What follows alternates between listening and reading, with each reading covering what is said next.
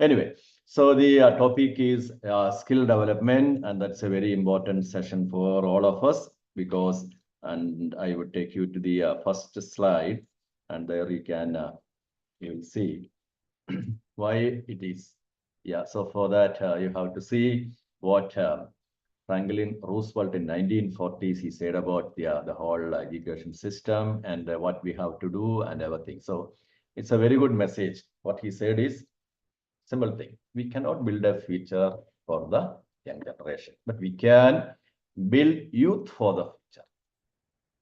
So now nowadays, students will be asking you what are the options like. Beyond the level, we are unable to say which direction they can go.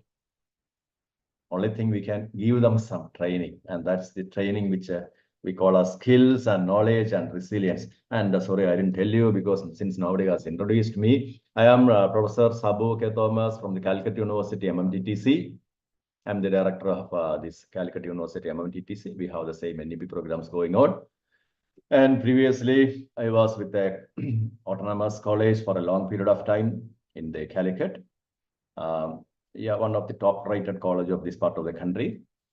And there I was a principal, so I have the experience of dealing with UG and PG, and then with my projects also. So a number of research projects I handled with almost all the funding bodies. So I have the basic experience there. Then I shifted to Calcutta University as a professor, and now currently the director of MMTTC. Okay, so we do the same thing. Yeah, that is, it is a UGC. As you know, MMTTCs are all UGC organizations, and we have the aim of certain guidelines UGC has given, and we'll be following. And among the various courses offered from this year, 2 years ago onwards, in 2023, this NEP sensitization orientation started. It will be there for 3 years, free of cost. That is the UGC declaration. Okay, and after that, I did not know.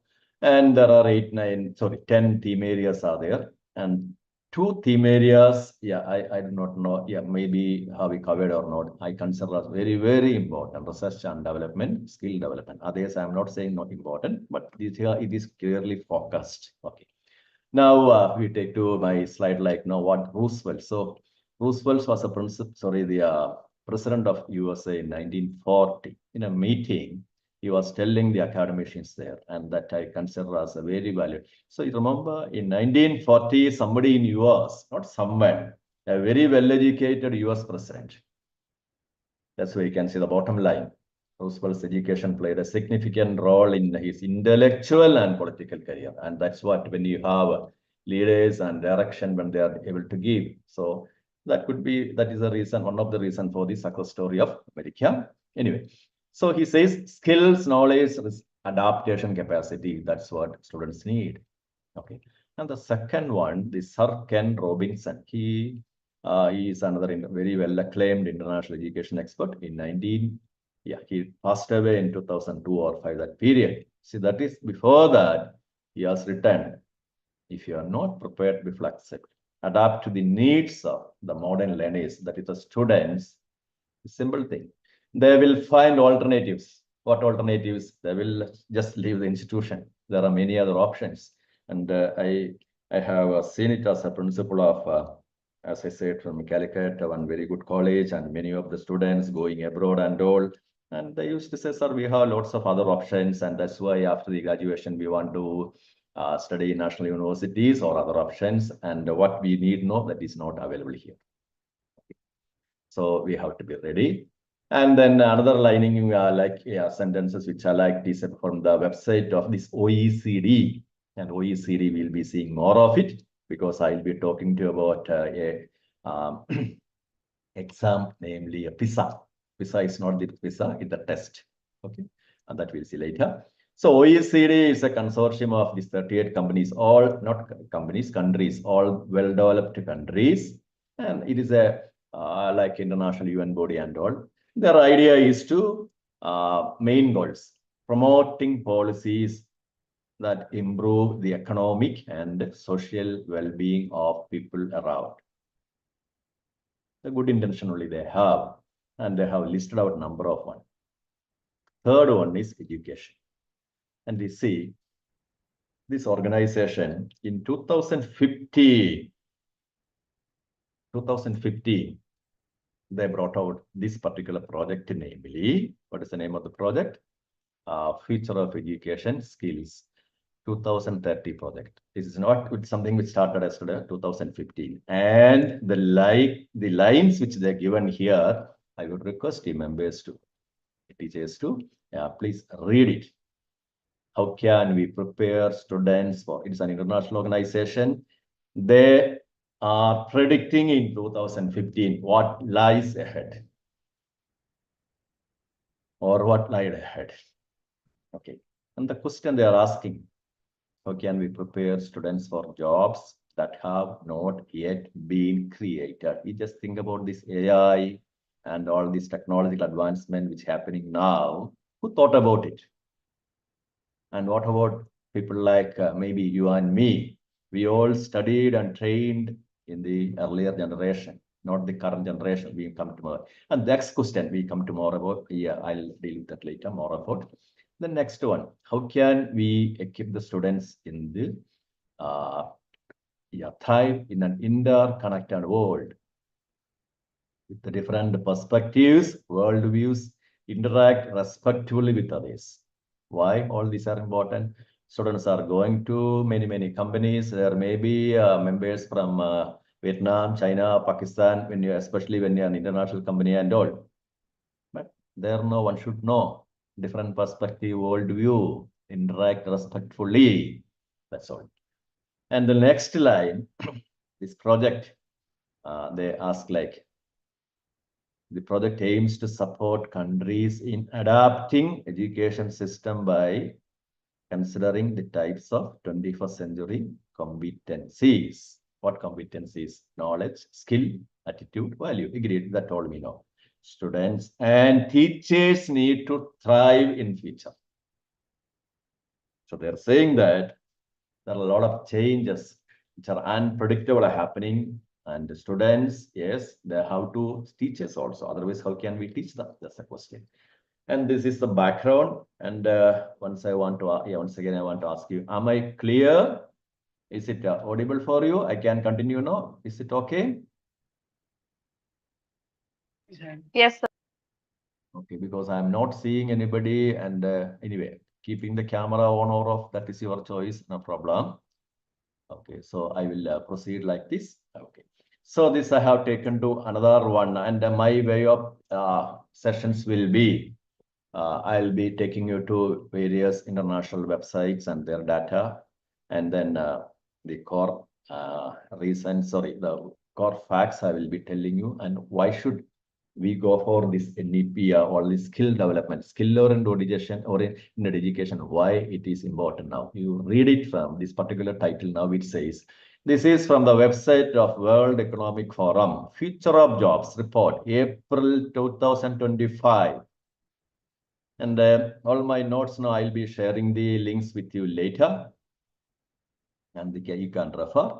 And I would say you must visit the websites of World Economic Forum like agencies and see what do they say.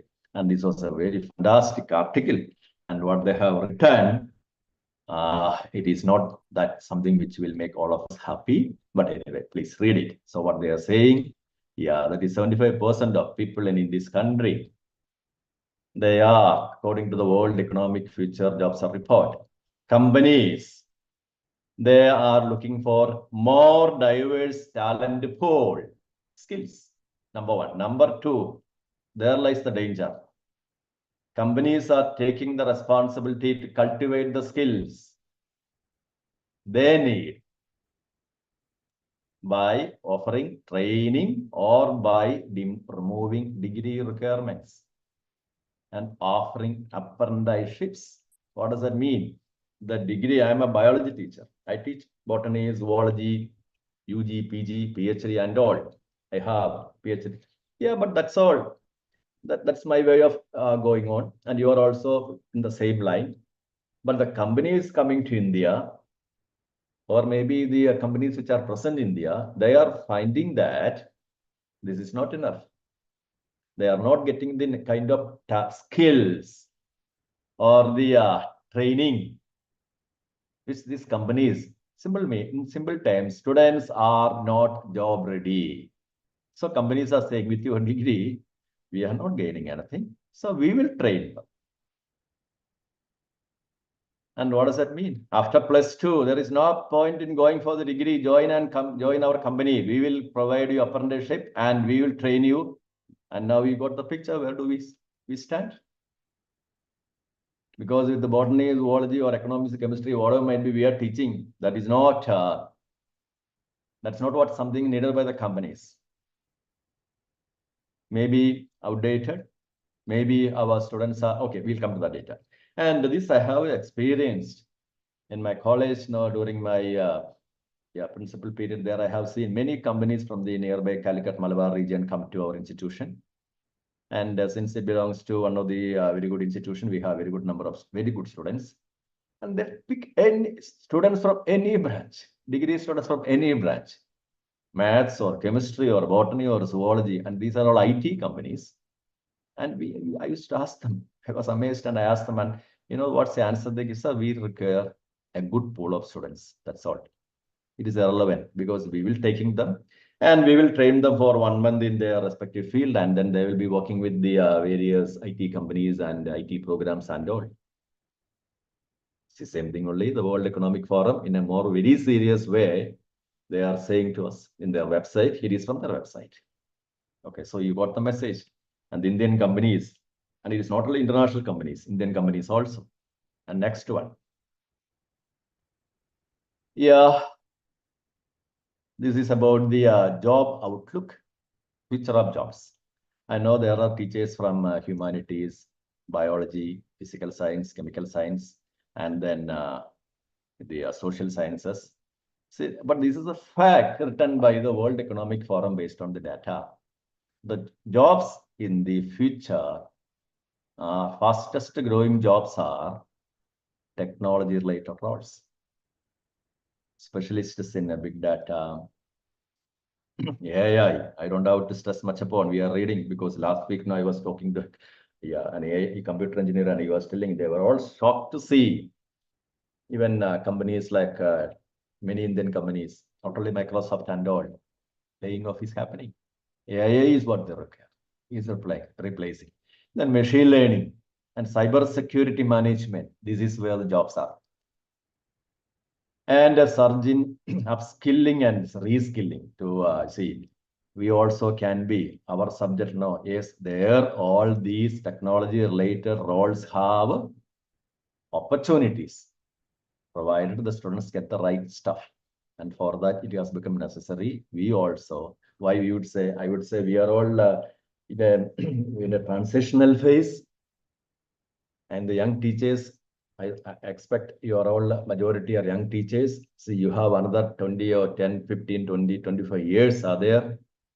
And the kind of transformation that is happening, or in other words, disruption by the technology that is happening, it is unpredictable. And you know, you and me and all, we all trained with our UG, PG, learned a lot of things. And with that, we thought we can proceed like that. That is not going to work out. And I'll show you the reasons also. So that simply means we have to get trained, that is upskilling, even if reskilling also. Maybe you may not be having AI tools. So I tell all the teachers now, get trained in AI tools. Understand what are the AI tools. Not get trained in all the AI software, nothing like that. Understand what is AI and in what way AI can be utilized in our area, that is education, and also in your field of teaching.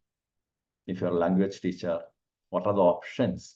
Research out and offer something.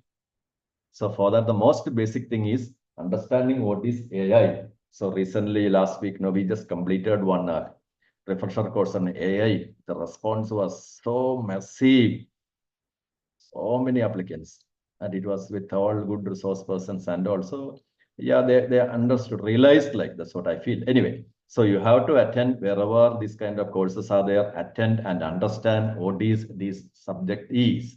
Otherwise, students know they are smarter, they have more time, they are curious also. And those who are really intellectual, hardworking, they will find a way out and they will come to us with many AI tricks, and then we will be may not be able to, or we may not be having the necessary updated technology to skill to deal with them. Okay. So that's my message. Then the next one, this is also from the World Economic Forum, which says, ease of skilled employees in the local market, India falls behind. Another warning for us. Filling vacancies by hiring foreign labor. It doesn't mean all have to be foreigners. There are students who with might be bank loans or whatever might be, they have got good education in other regions where no different kind of education system exists. They will be having better opportunities.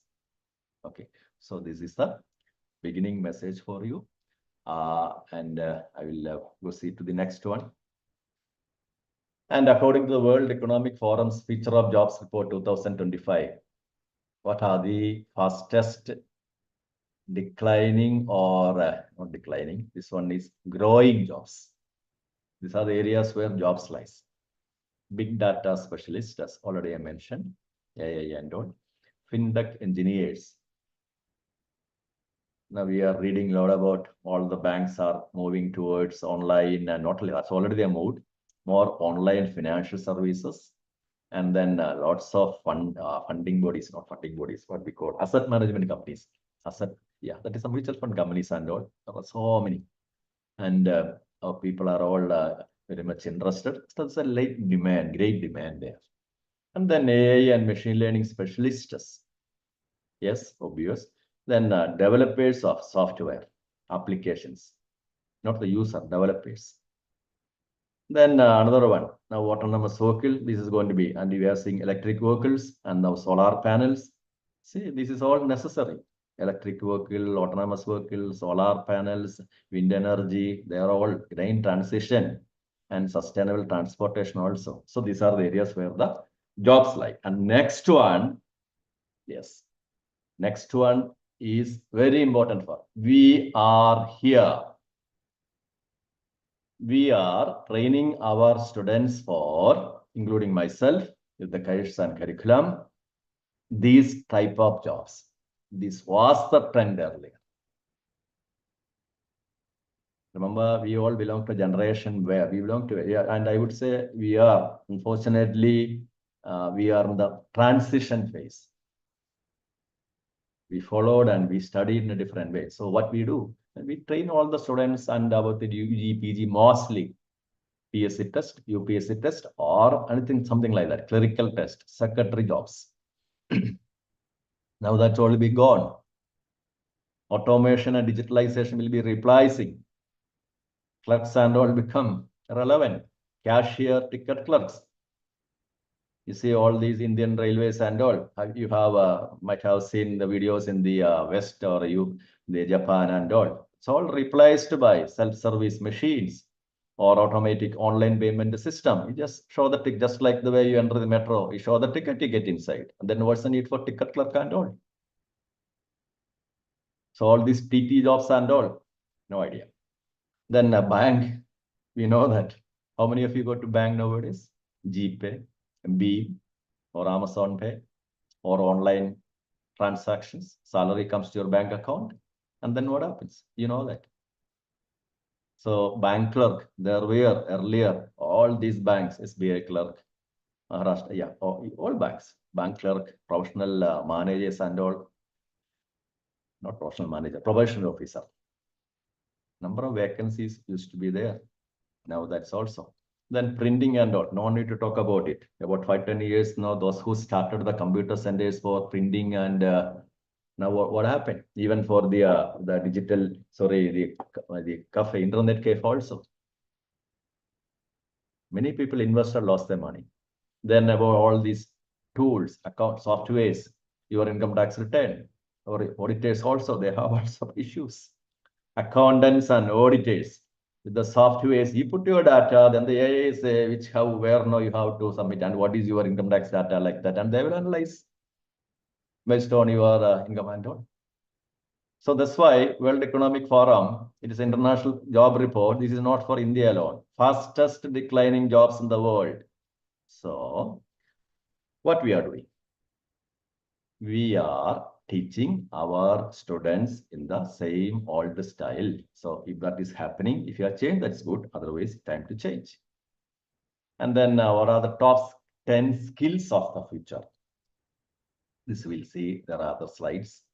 And then a few initiatives, because in the other ways you tell I was talking about, I think this is, sorry, other aspects. Government of India for the skill development. There is a Make in India mission like that. There's a Skill India mission is there. So it's a Government of India initiative. You see the website. Then this Pradhan Mantri Kaushal Vikas Yojana. Now it is not there. Earlier it was. That was 3-4 years. It was offered.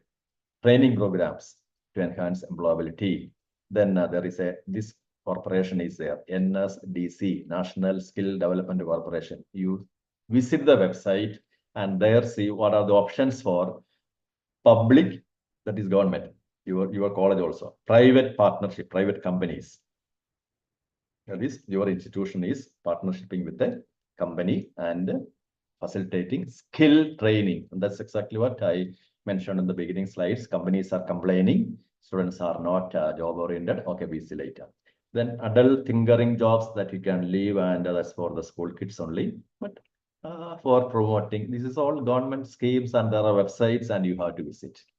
And all these slides I'll be sharing, and there you can visit later. Skill India Hub, upskilling, reskilling, career growth. Visit this institution. Sorry, visit this website. It will give to lot of courses, skill centers, and it's a part of the Skill India mission. So training, and you can tell your students also to visit this place, visit this link, and there it will be links like that. NSDC, PM Vishwakarma, those who are interested in that field. Internship program, free and paid internships for students and freshers. It's a Government of India portal. And this is from the Ministry of Skill Development, the same thing. And yeah, Pradhan Mantri, yeah, this one I said it is not active now, that you can leave. Then National Skill Development Corporation. Okay, that is okay. And when you use NSDC website, there will be seeing you can see there are schemes and initiatives, who we are, what we do, schemes and initiatives, partners, services, like that. And under the services, you can see Takshashila, National Portal for Trainers and Assessors, teachers. Kaushali, yeah, like that, so many. And then the end, there you will be seeing Pradhan Mantri Kaushal Kendra, Skill Impact Bond, SICO or Kamavo. Lot of options are given there. Visit and inform your students to visit, and along with the degree program, let them get skill instead of just ending up with the degree alone. They can, those who are interested, they can join any of these courses. Then additionally, we have this forum also, National Education Technology Forum, NETF. This is for the teachers. NETF, along with the NEP, digital tools, and also learning assessment tools. That's for the teachers. Now, if you are not familiar, you can visit the site and you see what are the digital training programs offered by NETF. Then there are options for various private companies to integrate AI learning tools and all, that you can visit the website. So what are they offering and all? You go through later. I'm not going to read it out. There are various training programs offered by NETF, AI, machine learning education, training, and all those things. Digital pedagogy, digital credentials. Yeah, it's a national program. So there may be, what we say, they are on the basic or intermediate level. But if you are looking for very high-end programs, you have the option of visiting international forums separately. Then key digital training programs offered by NEP also, virtual labs and simulations. This I would say you must see that. What it is AR and VR, augmented reality, virtual reality. Many practicals can be, digital experiments can be done with the help of all this. Then digital inclusion, all that. Okay, so this I will share with you later. Now, are you all there? Hello. Yes. Yeah, very happy, sir, because otherwise the camera is off and okay. So I was just telling you about what is happening, like what's the trends now, what are the requirements from our end, and you can message in the chat box also. Good afternoon, and Pawan Mohane, sir, and fine, nice. Okay, so we'll go to the next part, and there are certain aspects now which definitely we should feel ashamed of also, because and I'm saying why I'm saying we were not knowing it all, how it was seriously affecting the country's growth also. So that is the next one. And here what you see, this is a population growth. And what we see in China, 1.41. India now it is 1.46 as per the latest, 1.5 it is written here, doesn't matter. So this is a population age pyramid, and we are reading a lot of articles still about 3-4 months ago. Yeah, India is having demographic dividend and we are younger population, all those things. China is not having. Yeah, that is true. You can see this is a population age pyramid. Biology and so economics teachers must be knowing. And here you can see, and this pyramid on the left side is China, right side is India, and here age classes are here, age classes. That is people in the 0 to 5 age group. On the right side, India. How many are male out of the population? How many of the how many people are there in the 0 to 5 age group? 4%. You see on the left side, China has only 1.9%. That you can see the size-wise difference also. This age bar, this age class. It is narrow here, whereas it is broad. So India has lots of 4% of the population, and females also 3.84%. So together we can say it is around 4% of the Indian population are in the 0 to 5. And similarly, next age class, 5 to 10. And there also you are seeing 4%. Whereas on the opposite side, China, 3%. Okay. And so that's why we have the data like this. So we were at this stage, we are under the impression we have a lot of younger stage, a lot of advantages and all. But what happened? This is the only the Indian data I'm showing here. And what you see here. And here what happened? When the job data, employment, unemployment data, 2024, and there shows that unemployment. All are academic qualifications are there. All are coming with UG, PG, degree, PhD, everything. But jobs are not there. They are not getting the right employments. Why? And the reason also it was analyzed as our education system that is providing theoretical learning only. Skills needed for the job market. You just think about your subject. If you are teaching economics, how many of students are ready to enter into a bank or a share market or any data analyzing company and will be able to do the proper justification there? How many of them for the skills? Data analysis, software knowing, and they all will say, you know, all even the Microsoft Office also very well. But tell you very frankly, I have seen with many students, other than the basic utility usage of Word and Excel and PowerPoint, even that skill they lack. On biodata, they do not. So I'm saying such a person getting employed in any company. I just said about one economist getting into a bank. Then he has to start learning the softwares and then what are the market trends and all this one. So that's what we say. Skills demand for job market is lacking. At the same time, students coming from some other institutions, if they have all these skills, and if international company is looking for students, whom they will select? That's all. Okay, so practical learning, industry relevance, life skills. It is needed for the global economy. Unfortunately, we are all going in a different way. We will see more of it when I talk to you about PISA. There's another test. So this is a reality.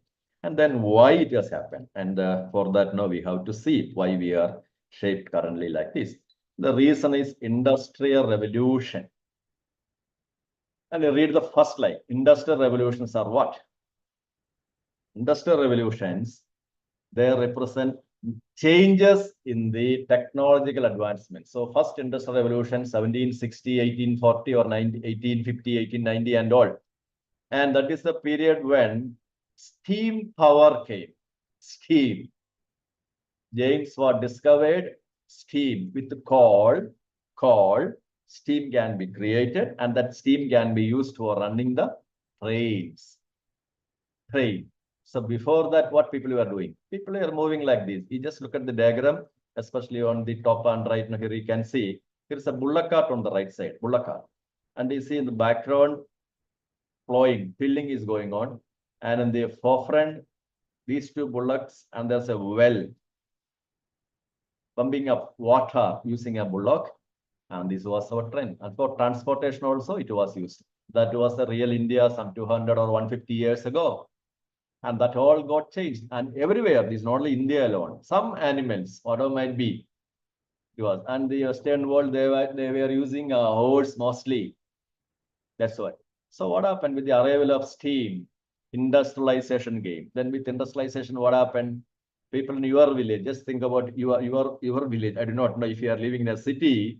When you go to your parents' place or grandparents' place, they are from a village. Those days, how far you can move without flight or train?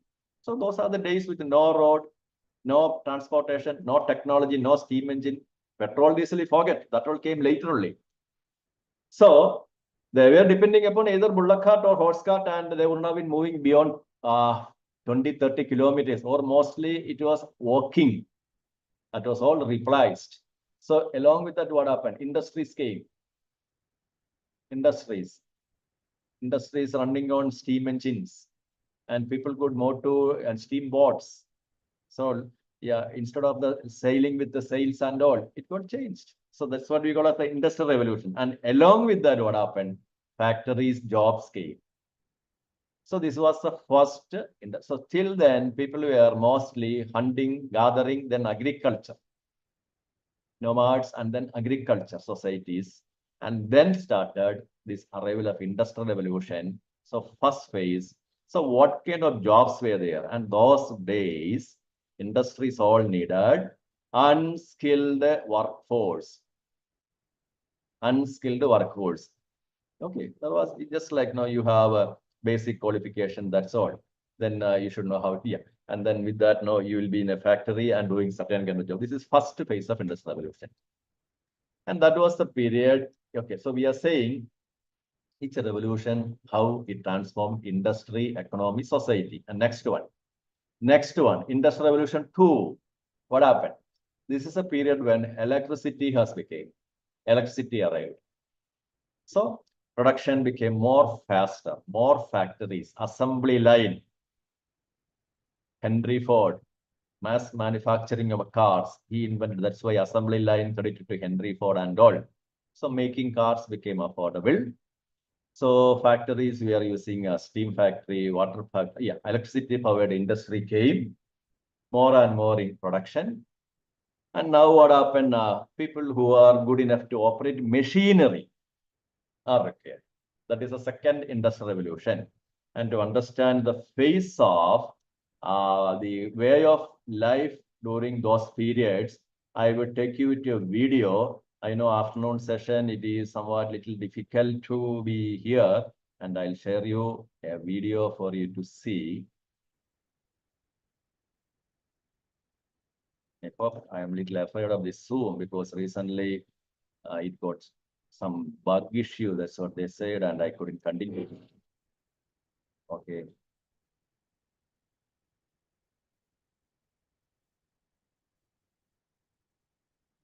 So I'm taking you to one particular video, and where there you see, you'll come to know what exactly, how was life during those days, and what is the impact of, arrival of factories. And it was from the Charlie Chaplin modern movies, modern times, 1936. Okay. Take your time.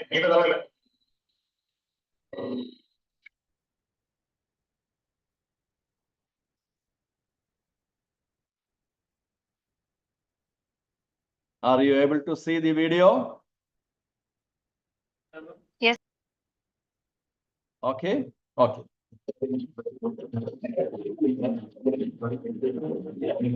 Yes, sir.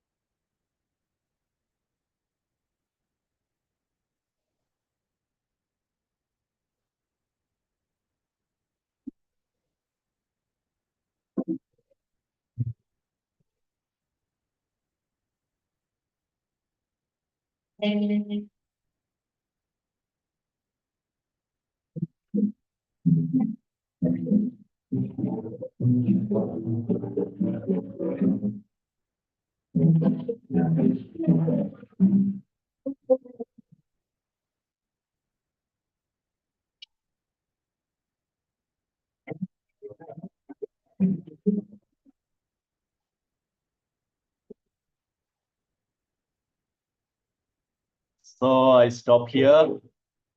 So what you have seen in this video, and this was the kind of factory environment long ago, and people are working. And here you are in this movie. What you are seeing is a person who was unhappy with the setup, and he's getting mad, and that way it's going on.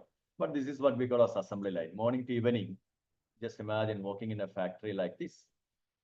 And that was a requirement during the period. That's why it's written Charlie Chaplin factory scene modern times 1936.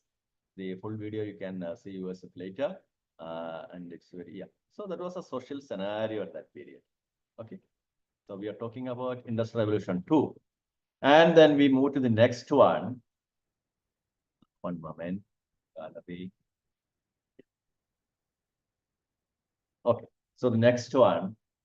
This is what actually the kind of factory, second world revolution, sorry, the second industrial revolution, how the factory worked like that. Just imagine you're working in a factory morning to evening, sitting here.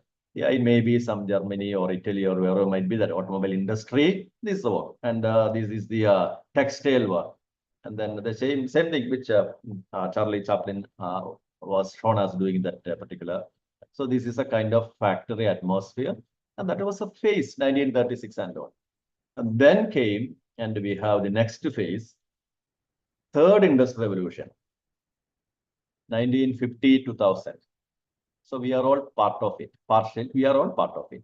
We have seen it, digital and automation arrival of computers, automation, electronics, and little bit of AI also.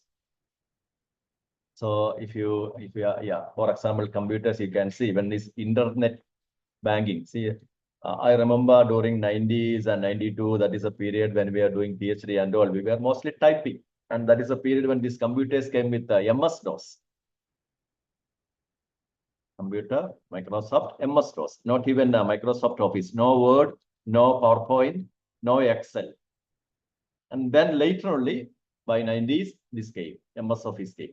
So before that was a period. And during that period, it was yeah, we have, yeah, and then came the internet banking also. Then we have seen in banks and all, the earlier generation bank managers, they found it very difficult. Found it very difficult. Not the present set of the young generation, bank managers. They are all well versed with all this internet technology and all. And they were not knowing how to operate. And so many were, because it is a new technology, that is a computer, and all, no bank manager has to go and learn, and it was not easy for them. So what I'm saying here, and for teachers also, why should we go for the bank? See, till COVID, I remember many places, teachers were not familiar with or very efficient with the laptop or computer or PowerPoint. COVID changed everything. Why? Imagine you are saying you will not use a PowerPoint or LMR or you don't have a laptop in the COVID period. We might have lost our job itself because that is the only means of teaching the students that particular period of time. So it became necessary for all of us to get the basic skills in at least. But many teachers are well versed, I agree. But those who were unwilling to learn also, they were also forced to go for this digital and then the usage of knowing the computer technology and all. Okay, so that was the kind of scenario that period. And then we entered into, so this is what we call third industrial revolution. So with along with this, each revolution, what we see, that's what I'm saying, transformed industry, economy, society. Earlier in our society was like this.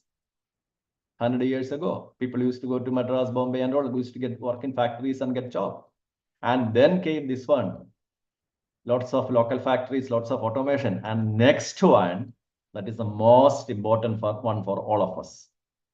And we are in it. And then you see the video, then you will understand why this topic and where do we stand with our kind of teaching. This is the fourth industrial revolution where AI, robotics, internet, 3D printing, big data, cloud computing, all are there. Smart factories, self-learning machines, highly automated production.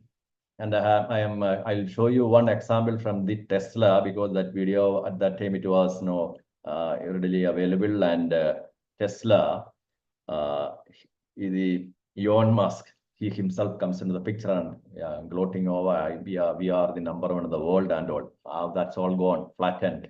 Now, Tesla builds a new car every 30 seconds. Now, almost all the companies have the same technology. And here what you're going to see, computer-assisted production.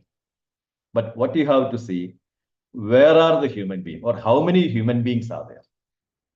And another one, in the next video, you will see how machines are communicating, analyzing data. Machines themselves are communicating and they analyze that. Based on the data, they analyze the situation, make decisions automatically. And that's what we call as the automation, smart factories. So how a smart factory looks like now. And that leaves a question, who gets job in such a factory? The students we churn out, or our engineering college churn out, and who are required? Highly skilled, talented individuals only. Most of these factories, they invest a lot of money. They have their own setups, automation and all. And what is happening there? You have to see this video. Then you will understand what is this NEP is all about and why we have to change.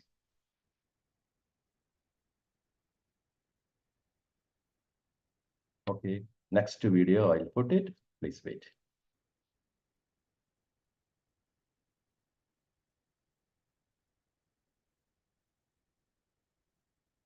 Did you know that Tesla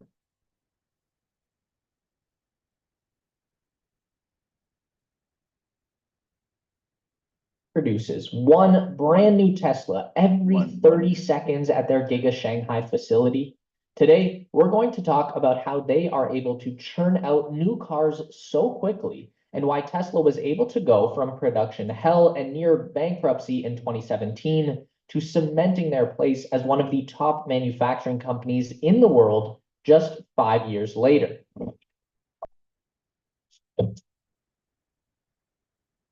So Tesla makes a few different. Yeah, that video is there, and I'll put the I'll forward a little because now the beginning is not necessary.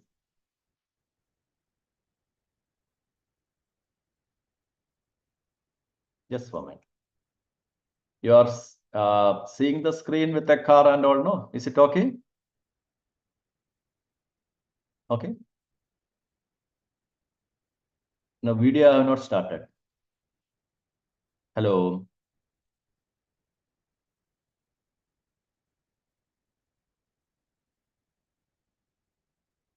Are you able to see it? Yes, sir. Okay. Most clear example of how Tesla makes a vehicle in a way that no other company on Earth can match. The first stage of this process is going to be fabricating the various panels and vehicle structure that make up the Model Y body. To do that, Tesla is going to use a process called stamping. This is pretty simple. You have two halves of a die mold that hold the shape of the part that you want to make. Then you place a sheet of metal in between those two halves. Typically, that's going to be aluminum, and then the machine stamps down on that sheet of metal to form it into the desired shape. There are going to be dozens of these stamping machines involved in fabricating all of the components that make up the body structure. The next step from there is going to be piecing them all together. That's where the big robot arms and conveyor belts start to come into play. They are welding together all of those stamped pieces to begin forming the skeleton of the Model Y body, moving from one robot down the line to the next, each one adding a new piece of puzzle. This is what they call the body in white stage of the process. The car is not actually white at this point. It doesn't have any paint at all. I don't know why they call it that. But once the skeleton frame is complete, they're going to start attaching all of the body panels, like the fenders, the doors, the hood, and the trunk. These can't just be slapped on by robots, so there are going to be workers attaching and bolting down all of this bodywork. In theory, they would be ensuring that everything is fitted perfectly straight and even. But in practice, Tesla has been known to fall short on that aspect, though apparently Giga Texas is turning that around with nice, tight fits on the bodywork. From there, we go on to the paint shop, where the assembled body gets sprayed with primer and then sanded down to a level surface. Then it goes through a whole series of spraying and dunking and drying sessions, getting multiple layers of paint and gloss, depending on the finish. White is the easiest, that's why it's the cheapest. Red is the most complicated, with multiple layers of color and metallic speckles, and that's why it's more expensive. After the paint is dried, buffed, and polished, the body goes off to have all of the interior paneling fitted, the electronics wired up, and the glass installed. Now, simultaneous to all of that, there's going to be a separate process going on to manufacture the Model Y's underbody and powertrain. For that, they're going to start with a structural battery pack. This creates the central frame section of the vehicle in addition to holding all of the 4680 battery cells, along with the integrated cooling and electrical architecture. Then to that battery pack, they are going to directly bolt on the front and rear Giga castings, and that is the entire underbody ready to go in a few steps. The electric motors are then integrated into the Giga castings, one in the front and one in the back. Each is connected through a gearbox into the drive axles for all four wheels. The suspension is all tied into the castings, and the brakes and wheels are added to create a big rolling structure, kind of like a skateboard. Then, on top of the battery pack, they are going to lay down the carpeted flooring, attach the center console and interior trim, and then bolt down all four seats directly to the top of the structural battery pack. Then, the last big step is going to be to drop the finished body directly on top of the frame and powertrain assembly. The two are connected together by a series of bolts all around the perimeter of the structural pack and castings. From there, the Model Y gets the finishing touches from a team of people doing the final quality control. Again, in theory, this is where any defects and issues are identified and fixed before the vehicle rolls out to be delivered to the customer.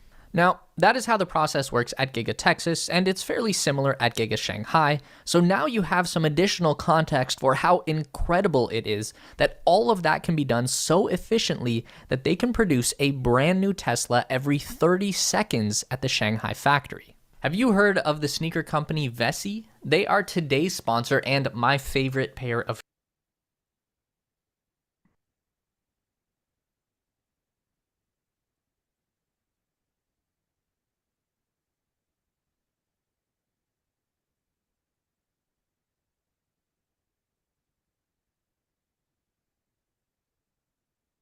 Have you seen the video? Hello.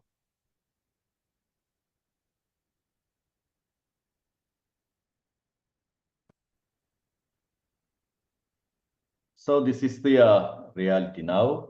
Highly skilled, talented individuals are there. And in this kind of factories where we are seeing full automation,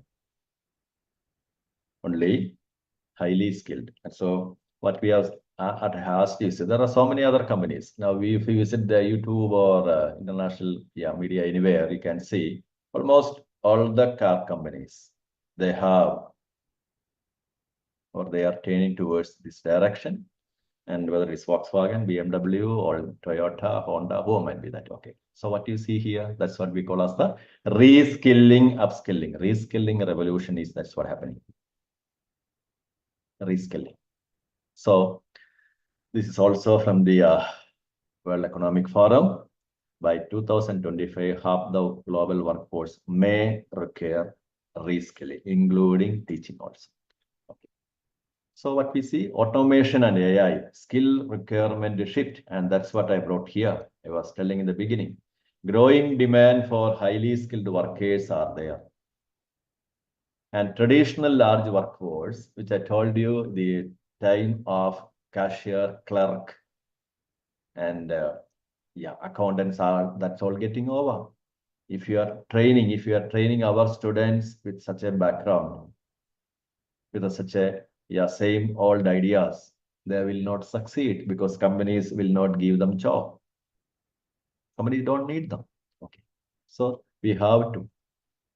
And what will be the economic impact? Companies who can maintain, grow economic power, they will be having the better trained, skilled workforce. They will be having better prospects. And this one I'll be sharing. And these are two good articles. One from the Hindu-related Frontline, and there they say how India is wasting its demographic dividend. And the first one, this all we have heard enough. Millions of educated youngsters are without jobs. Why? And the next one, this is about the GDP. See, in the GDP, it's all nice. We can see in the top 10 largest economies in the world. As per GDP, we are the fourth now, not fifth. Now it was more. This is 2024 data. So US $1 trillion. Okay, so 30, number one, America. Second one is China. Third one, Germany. Then Japan. So the question is, see, what is the gap between China and India? Remember, 85-90, that is a period when these two countries were, or China, we would say, they were less advanced in a what we call prosperous than India. But now they are overshot. And now we are reading in paper the Chinese success and the recent wars also we heard. They started producing technology or planes and missiles that can compete with the Western technology. They're supplying arms to Pakistan and making money out of it. So that's all fine. So these are the 10 largest economies. So my question here, China, India, 1.4 billion people, you see what is the gap difference there? 20 trillion. And now even the US is quite afraid of this country. They know it very well. That's why all these recent reciprocal tariff and all came. American president is putting pressure on China, Russia, India, everywhere. But with the China, they know that China is marching ahead. And why? And this is what you have to see the figures also. But per capita income, see, this is the overall company or overall country. 10 largest economies, 10 countries. Okay, you see GDP, this is all India. Okay, but per capita wise, individual, you just see, look into the figures. America, $76, China, $21,000.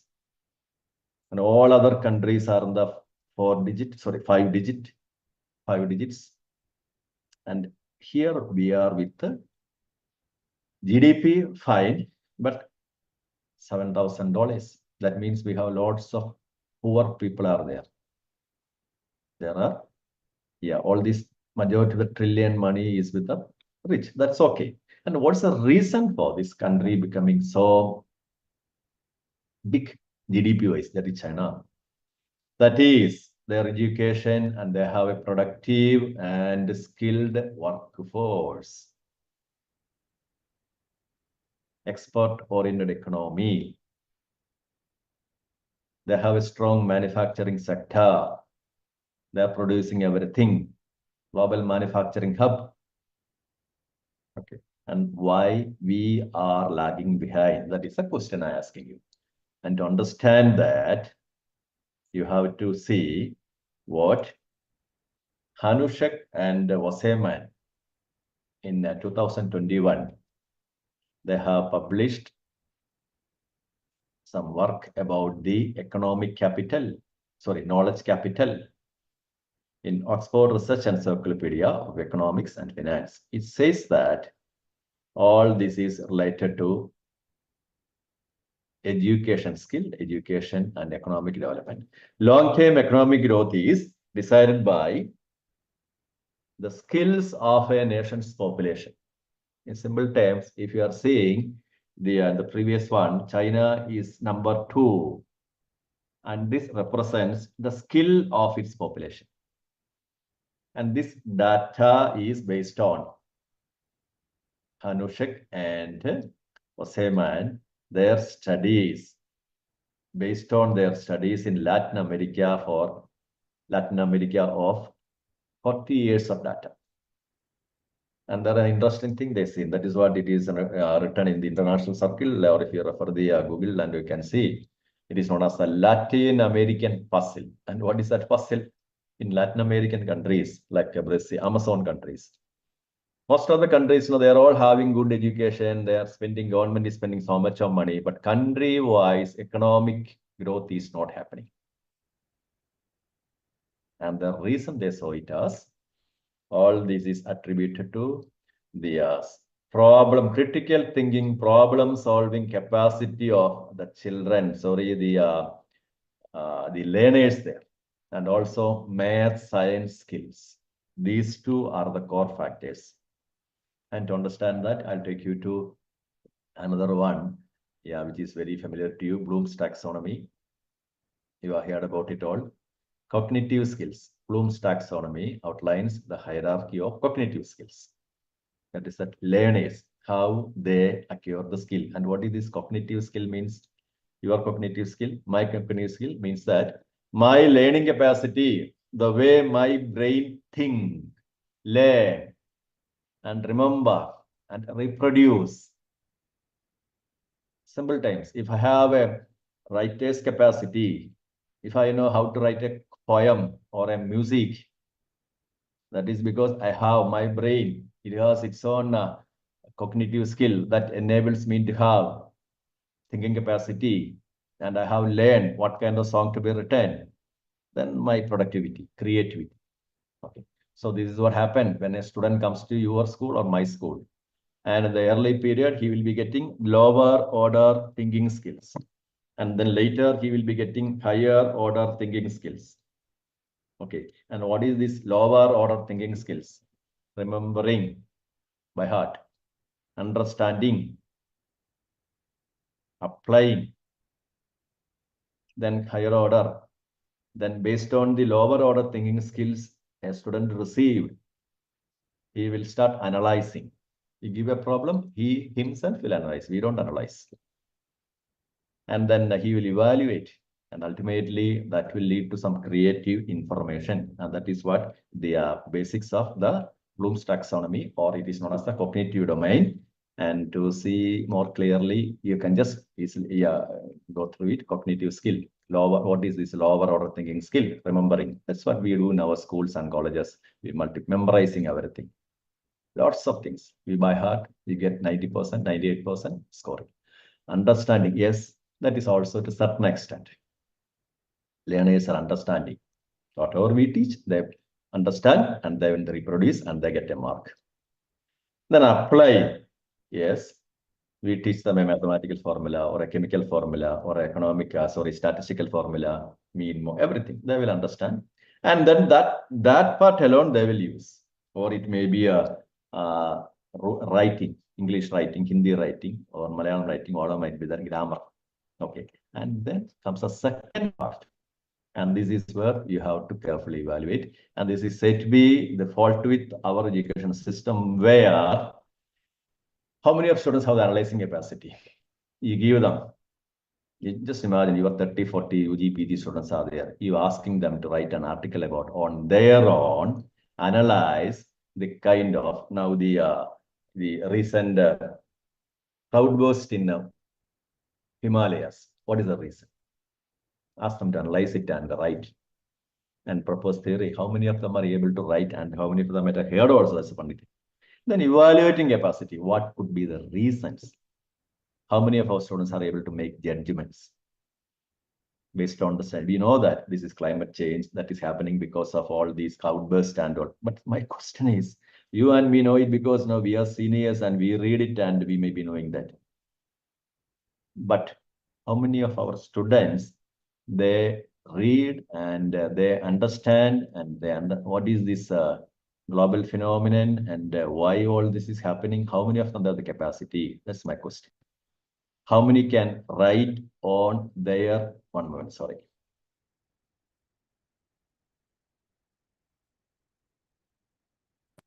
How many can write on their own?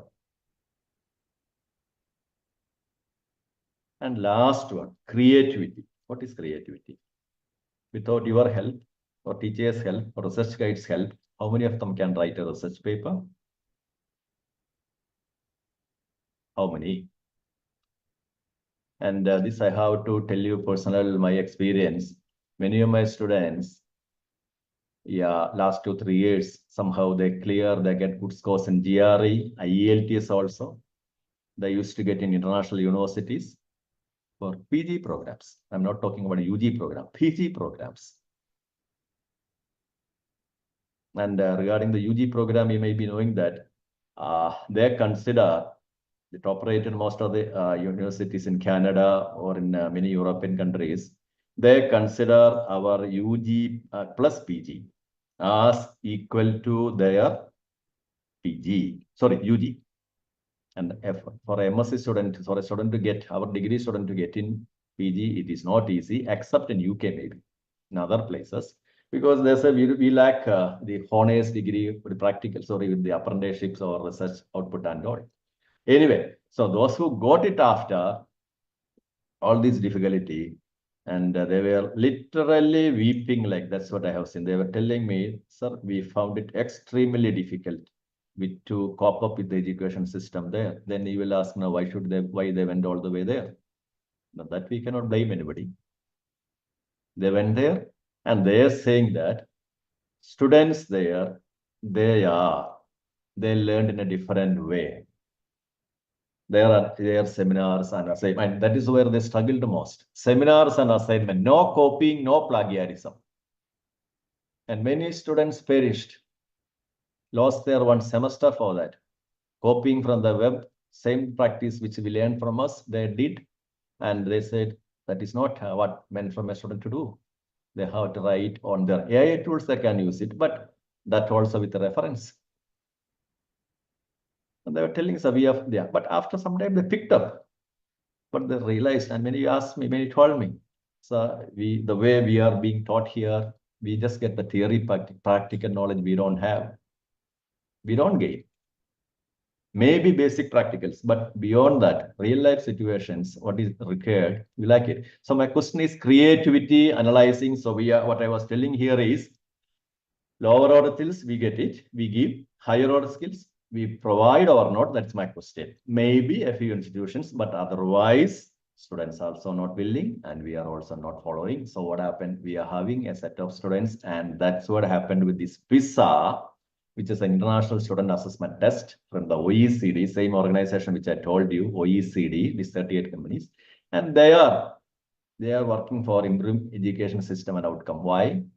Because this organization is looking to the well-being of people. We know that whether it is US or UK or Europe or wherever might be that, they bring in people from Africa, India and all, and they want them to be good in their knowledge. And when we say good in the knowledge means, sound in the knowledge means proper education. So anyway, we go to this PISA test. So it's an international test. And in this test conducted by OECD, the purpose is testing the education systems of countries. Read it carefully, not the student. Test education systems of comparing the test performance of 15-year-old people, students. So what does that mean? Hello, am I speaking to the wall or you or somebody there? Sir, we are here. Yeah, thank you. You are always answering me. That is encouraging. I hope others also there. Okay. So you are all. Yes, sir. Yes, sir. Yeah, thank you. So this is a very, and the next slide which you are going to see, it's a tragedy for India. And it was an international test. And I was telling to you about students going for IELTS and all to get into the Canadian university and all, they have to write the IELTS. That I'll come to later. So here, this test education systems. Okay, and then what happened? It's just 2 hours test. Government of India sends. So involved, altogether 198 countries. Out of the 198 countries, 80 countries only participating. We are not one among them. We are not. Because once we wrote it, and it was a tragedy. Okay, so students write that, and the results show that Singapore, Japan, Taiwan, Vietnam, China, not the entire China, they play to the data anyway. Hong Kong, China, Hong Kong, Macau, Beijing, Shanghai, these places. They are the top performers. I'll share this slide with you later, and there are good articles. PISA, Program for International Student Assessment, run by OECD. And what you see, this is Wikipedia, also a very good article. Wikipedia. India opts out of, that's a different one. So Wikipedia, and here you can see world map. And those in green color are the top performers. Canada, America, and then some countries in the Europe, okay, Australia, and then the entire Africa and Asia, and then you have only green here. That is the Southeast Asian countries. And I would take you to the result, and this is the result. And this test is there everywhere. This has been conducted since a long period of time. 2009, 2012, 15, 18, 22, all this test was going on. The results of the test in the 2022, can you see it? Who are the top performers there? And mathematics. Sir. Thank you. Reading. You are seeing it. Okay. So all the top are from the 6 countries. And these are the top of the world. 80 countries, among them the top 20. And you can see Canada, Ireland, Switzerland, Europe, New Zealand, USA. USA is the 18. Germany is not there. Germany is not here. And why I said Germany? I read in Wikipedia, German government took it as a very serious subject. It says that the 15-year-old students of Germany are lagging behind when it comes to critical thinking, problem-solving capacities. Remember, Germany is the juggernaut or the industrial giant, BMW, Benz, everything. And they are, if you have seen the movie Schindler's and any other thing, you know that the industrial success of German products and all. But now the country, and they have taken drastic steps. That's what I read there. Anyway, that's not the question. So here 20, all these 6 are from which part of the world? Not India is not there. And these are the bottom performers. Lowest. Altogether 80, only 80 participated. The lowest, that is Cambodia, Uzbekistan, Morocco, all those. Okay, Brazil, midway, like you can say. But anyway, they participated. In India, that's what I say. 2001, we wrote it. Government of India with high hopes, because of the CBSE and all good results and all. Wrote once, altogether 74 participated in 2000, and we were 73rd. Just above Kyrgyzstan, a country with 6 million people. What is our population? We have 1,400 million people. 1,400 million people, and with 6 million people, that's what. And thereafter, Government of India, obvious. And the latest trend, 2022 test, Singapore is the number one. And definitely we can say it is a small country. They have all the advantages. Agreed. They were fifth in 2009. Now they are the topmost one. So what I said in the beginning, this is an education system evaluation. And the capacity, cognitive skills, ability to problem solve in a new, unfamiliar, not the kind of our entrance exam where we by heart it. Not that way. And in the international exam. And this is conducted by OECD. At least someone of you will be asking me, sir, is it possible with a single test to understand it all? That's what I brought in IELTS exam. Why? Almost all the top international universities, there it is a requirement for the non-native speakers, India, Pakistan, and all.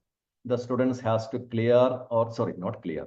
They should have IELTS score of minimum, not 5, 6. Now it is around 7.7 or 7.5, certainly. Most of our students will be with 5, 5.6, and they will get into the low-rung universities abroad. It is not, I agree, it is not, no, our aim is not to send them abroad, and that anyway we see later. But to get in there. So with that test, international agencies are determined IELTS, English writing, speaking, understanding, listening skill, writing skill, all these are involved. Okay, verbal capacity. Okay, so altogether 4 tests are there. So similarly, these are the test PISA. And this is what happened. So, and what is the need of, what is the outcome? Why? That is what we have to see. OECD conducts this test for what? Testing the education system. So the question is, these are the key points. Why? Justification for the survey. Identifying the inequities, international level. Yeah, that's also, I forgot to tell you. Many students, my students who are in the European university, they used to say, sir, we sit with Pakistan, Vietnam, Bangladesh, and Chinese, and South Asia, sorry, South Korea. All those students are there. And then European students also are there. But we are all more or less Pakistan and Bangladesh, and we are at almost in the same level. Whereas South Asia, like this Vietnam and Cambodia, not Vietnam, yeah, this China and all, those students are quite good. That's what they say. I don't know.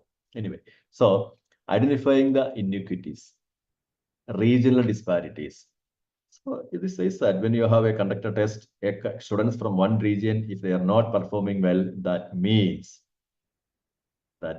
improvements are needed. Number one, OECD, it is a test by international body with good intention only. Number one. Number two, benchmarking. Now we know that if Singapore is number one, that means if Japan is number one, number two, South Korea is doing well, you relate with those countries' growth also. That means their education system is good. And next, third one is policy. Who makes the policy? Yes, we will definitely, we are teachers, we are not the policy makers, it is UGC. Otherwise, now it is Ministry of Education. Yes. And there are people from the IAS are there. You know, the so-called civil body and the bureaucrats are there. And above them who? Yeah, UGC, university recommendations, ultimately IAS body, and then the politicians all together. They are the policy making. Data-driven decision. And if you are not there, that means we have to improve data-driven. That's why I told about the German system also. Germany is, they wrote it, but they are not in the top list. So their decision to improve education system, policy, and the global perspective. Now countries can understand who are better, who are lagging behind. So if you are following the education system of Cambodia and Saudi Arabia, Brazil, no, that's not enough. And the fifth one, that point towards us. Who is responsible? If my student or your student, if they are not doing well, education system, Kerala education or Tamil Nadu education or education system, Indian education system, here no state-wise. Publicly reporting results, accountable. If your students of that country are not faring well, that means they lack creativity. Who is accountable? Government of India. And government has to take a decision. And ultimately, that's what we are seeing in the form of this NEP, whether you and me like it or not. But intention is good. So survey highlights the disparity differences, and it has to be taken as a tool for positive change. When I showed you the video of the Tesla and all, when factories are all getting automated and all, I have more to come, because otherwise, no, at least somebody in this group will say, sir, you have shown only from the science and engineering background. It is not about our engineers also. If they are not getting the proper training with the machines, I'll come to that later. Anyway, so what's the role of PISA? So what is PISA? Now we got an idea. You can, when I share the link now, you read Wikipedia and what is this test is about. And there is very funny article about India opts out of PISA because somebody says in 2022 that was because of COVID, and the question somebody put there, COVID was not happening in India alone. That is the answer. Anyway, that part I'm leave. And there is one more test is there. This is by the Boston College, USA. This is to test the mathematics and science study. And they are also same story. Top performers, East Asian countries. Korea, South Korea, Japan, Hong Kong, Singapore. India is there. We are participating, and we are with the company of Pakistan, Bangladesh, Indonesia. Our range is like that. And this is a score. You can see international average is 500. Topmost is Singapore, 625, 600 range. And India is with the 478 to 450 range. So that is how things are there. Indian performance, why? So why we are lagging behind? So now you got an idea. Yeah. And the next part, I will be taking you to what are these skills, and then a little more about what we got to do and all. Okay. So I have been speaking to you for nearly 1.5 hours. Okay. And I'll stop with this slide. And this should be another eye opener for us. And what you see in this image, leading global agricultural export. Number 1 is America. Number 2, Netherlands, the Dutch. Remember, America. Number 3, Brazil, size-wise, and Germany, China. Okay. But what you have to see, this US and Netherlands is a tiny country. It's like comparing India and Bangladesh. And they are the second largest exporter. And not only that, size-wise, Netherlands is said to be 1/200 the size of America. But export-wise, they are the second. And added to that, this is what you have to carefully read it. Netherlands is using just 0.5% of the farmland. They have the skill or they have the technology which enable them to be like this. And they are the top runners with the latest technology. They have the agricultural skills like that which we'll see in the next part. Okay, that's an interesting video. And okay, and then one more example. Tomato yield, only one example only I have taken. India per hectare 20-25 tons. In the Netherlands, open field 50-75 tons per hectare. 50-75 tons per hectare. But they are not going for open field now, pollution and all. Now they are turning towards greenhouses, huge godowns. And the productivity is 200, 250, 600 ton per hectare. India 20-25, and here 200, 250, up to 600. High-tech greenhouses and some other reasons also. So they have the skills. So what are the lessons here that we'll see in next part? So for agriculture, why? Okay, so shall we take a break now or no break?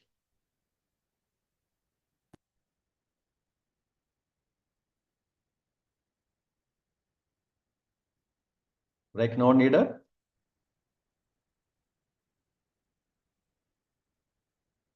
We'll come by, now it is 3:30. We'll come back by, hello, what time? 3:45?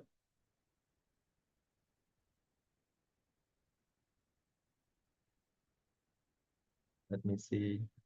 No one says. Sure. Yeah, what's the usual practice? No, this is the 3rd or 4th day for you. What is the usual practice? You come after 10 minutes or 15 minutes break. Yeah, so someone has said video not visible. Okay, I don't know what happened, which video maybe. Anyway, I'll come back by 3:45. Okay, thank you.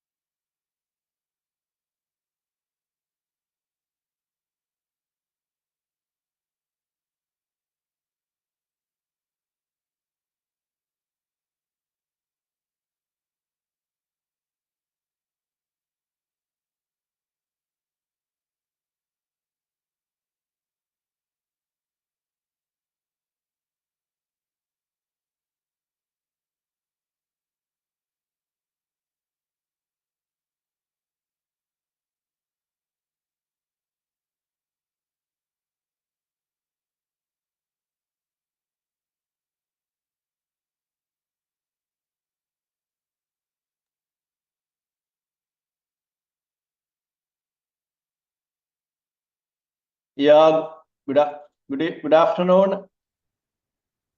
You have returned? Yes, sir. Yeah, okay, thank you. Next video, it will be definitely interesting for all of us, and this is all about agriculture. And why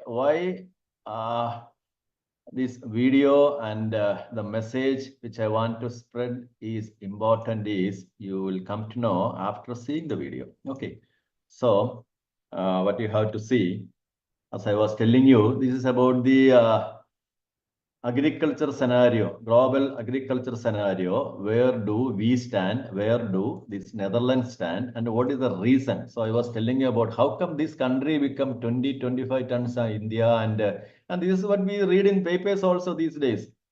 And this is not because of all these our newspapers and our certain what we call people want to make it out. That is because all these foreign countries are providing subsidies alone. You see that. And in the field of education, what skill we have to attain also. So what I want, that I will tell you after showing you the video. And there are two videos, one from Baku. Baku is a poor country, but anyway, I'll show you the one from Netherlands, and who came out with all these great ideas in 1980s and 90s. See, 1980s, 90s, and they were following this practice. Okay. And this is about the greenhouse farming. And when you see this video, what you have to think about is, who are working there? That is the first part you have to see. And number two, you have to take it as, and this is bell pepper. Bell pepper is our capsicum. So this capsicum, how it is grown inside a building. You see the video, okay? Then I'll explain. So this is grown inside a building. And that only have to say air-conditioned agriculture farm. Who are working there? And the most interesting aspect, this is not grown on soil. No soil. And inside building. And because of that,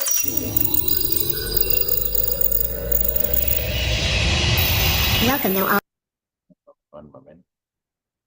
This problem, someone said the video could not be seen and it should not happen. Yeah.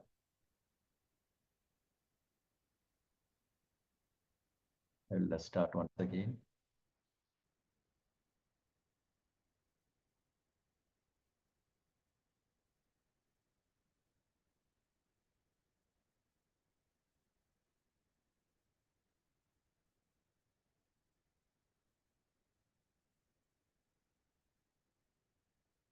Please wait. No, I will come back to.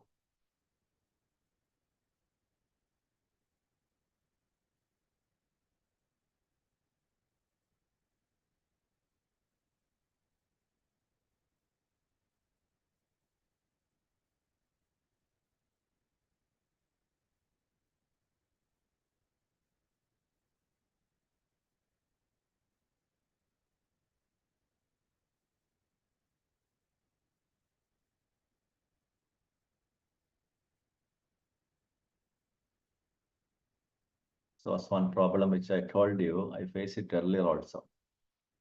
Unable to share it.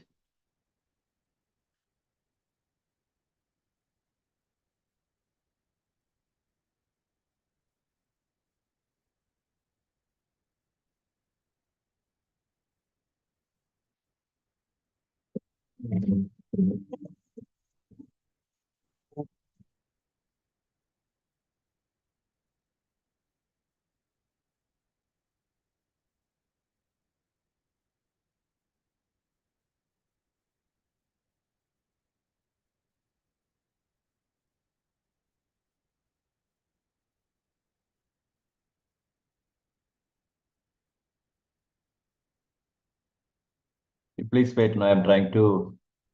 Yeah. Can you see this one tomato, some video there? Hello. Yes.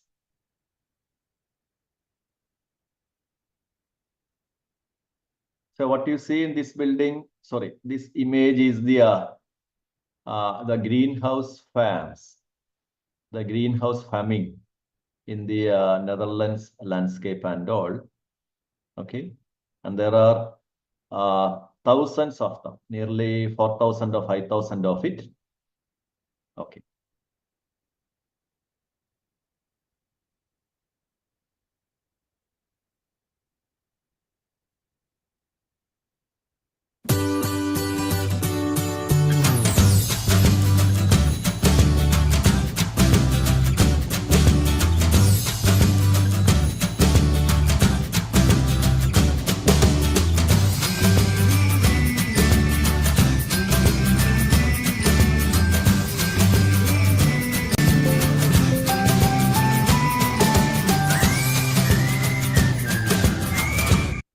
One question, are you able to see the video?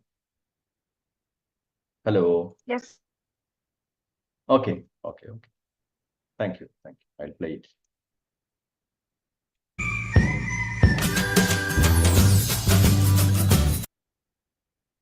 Yeah, from here on it starts. Welcome to All Farm.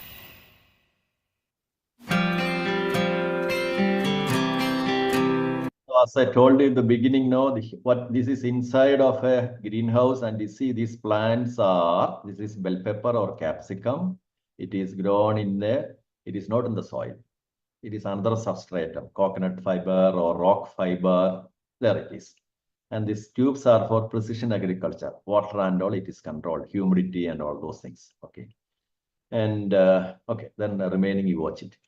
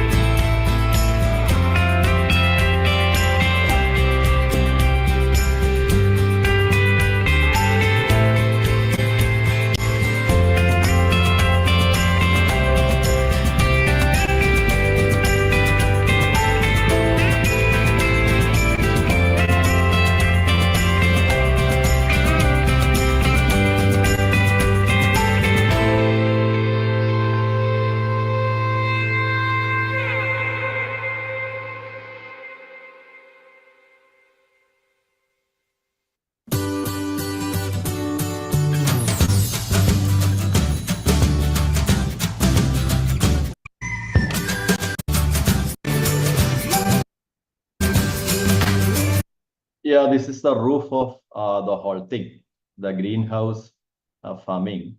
This is the roof, and here you can see light enters into it, and it can be opened or closed whenever is needed.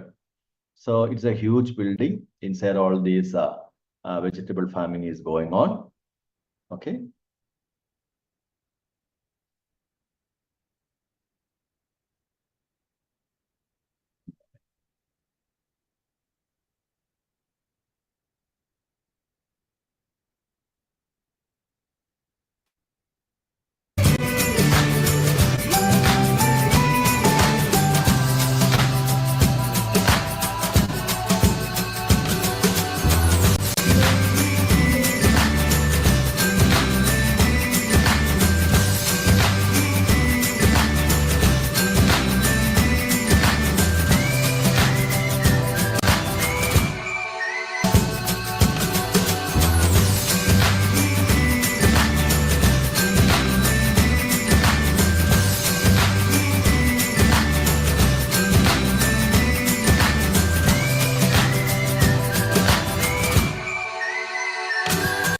So this is after the post.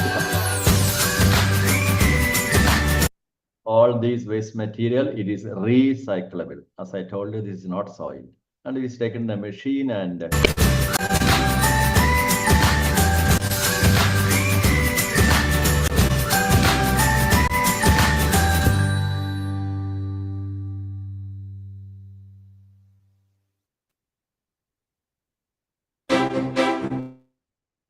so,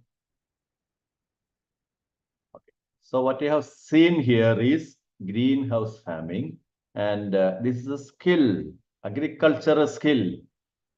Yes, once we were China, India, and we were the top runners in the agriculture field and everything, that is fine. But now that's all has gone. Now here what you see, an European country, and they have everything, any vegetables can be grown in this kind of setup. It is not only capsicum or tomato alone, and the technology they are using for it. And that's what we have to understand. The technology they are using for it, and that leads to higher productivity.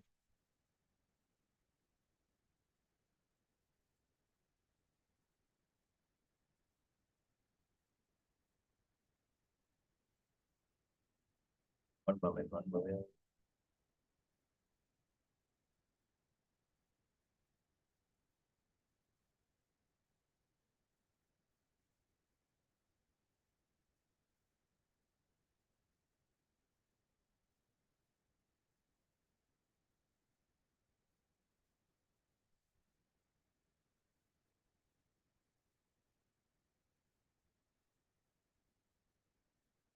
So, okay, I just want to check why my one video was not shown there.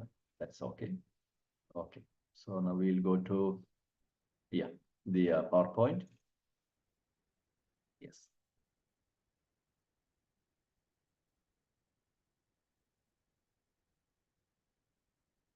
Okay, so what you have seen here, and you see the next one also, next slide, no, this is not a video. And here what we are saying, yeah, this is technological, and when we say advancement like,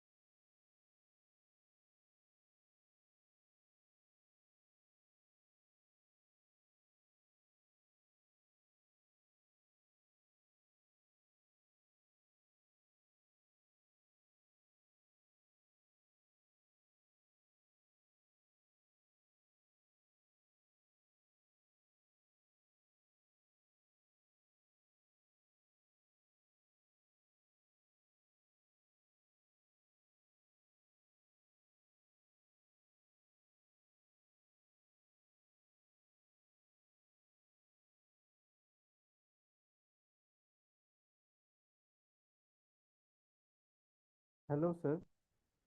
Hello. Excuse me, sir. You are on mute. Hello. Hello.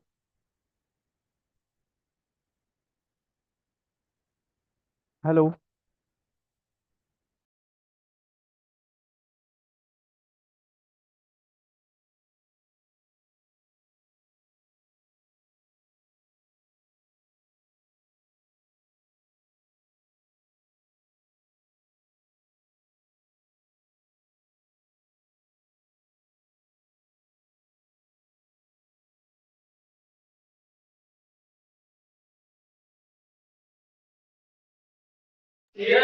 Sabu sir, you're on mute.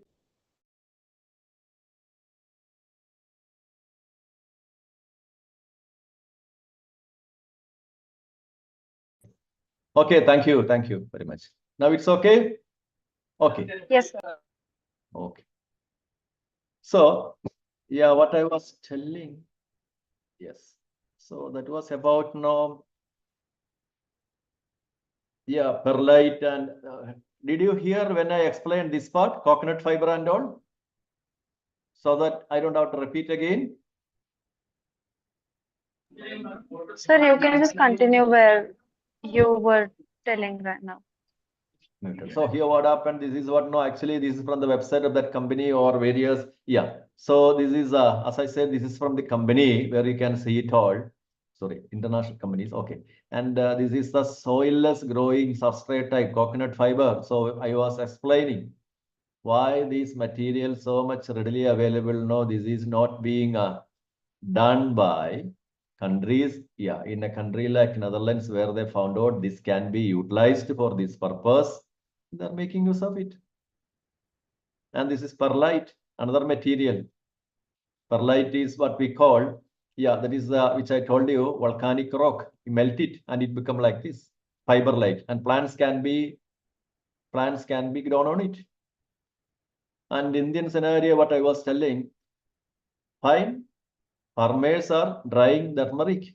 And you see 3 people who are working here, that you have to take it as the poor farmers, no, they are working from morning to evening and maybe their labor, I do not know, but the conditions and how much time it takes.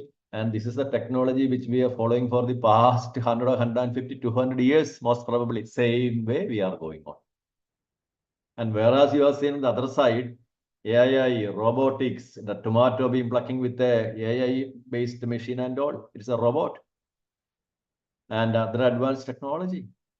So why no technological advancement happening? Can blame the farmers because they are, yes, they are illiterate. They are not watching YouTube. They are not happening. They are not knowing what is happening on other part of the world. And latest technology they lack.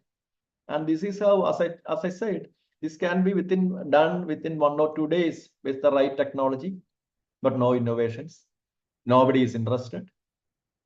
Okay. And the other question, my counter question to you and me and all, here you can see these 3 people, their children, if they are the girl or boy students of your or my college, will they do the same thing? Go back and do the same thing, toil like their parents? No. That is what we call, we are killing the agriculture industry without innovations. And whereas in the other video, what I want to show you, youngsters are working. They are Nordic people or Scandinavian people, they are taller and they will work and they have a very nice agriculture items, they'll get it. And all this hardship is lacking. So more and people can get employment in the agriculture belt, agriculture field. And there was one fine article written by this professor, Jayan Thomas from IIT Delhi. He has about the same thing. He has written, Indian industry should promote innovation. Because many college teachers know, they used to ask me from where will we go for skill development. This NEP is giving us honors and all opportunities, apprenticeship, where our students will go. We cannot tell them to go to the field and work like this. At the same time, imagine you in nearby place, you are having a greenhouse farm like this in your college, Maharashtra, wherever might be that. Students will work there and they will get the training and they will come to know how to run a greenhouse farm. Okay, but it requires investment. That part I agree. And for that only government is trying to bring in certain policies. And then we all, not we, That part I don't want to touch. This is all people will give misinformation to the farmers, and ultimately they all will join together. Policies are not taken. Only big companies can do. Otherwise, this agriculture will come down. And next, see the next one. This is from the same article written by that IIT professor, where he says India share, and he is comparing with garments. India, earlier we were the top leaders in the garment and all. Coimbatore, everything agreed, but not now. Now we are stagnant. Last 2 decades. And Bangladesh and Vietnam outperformed India in garment industry. How is it?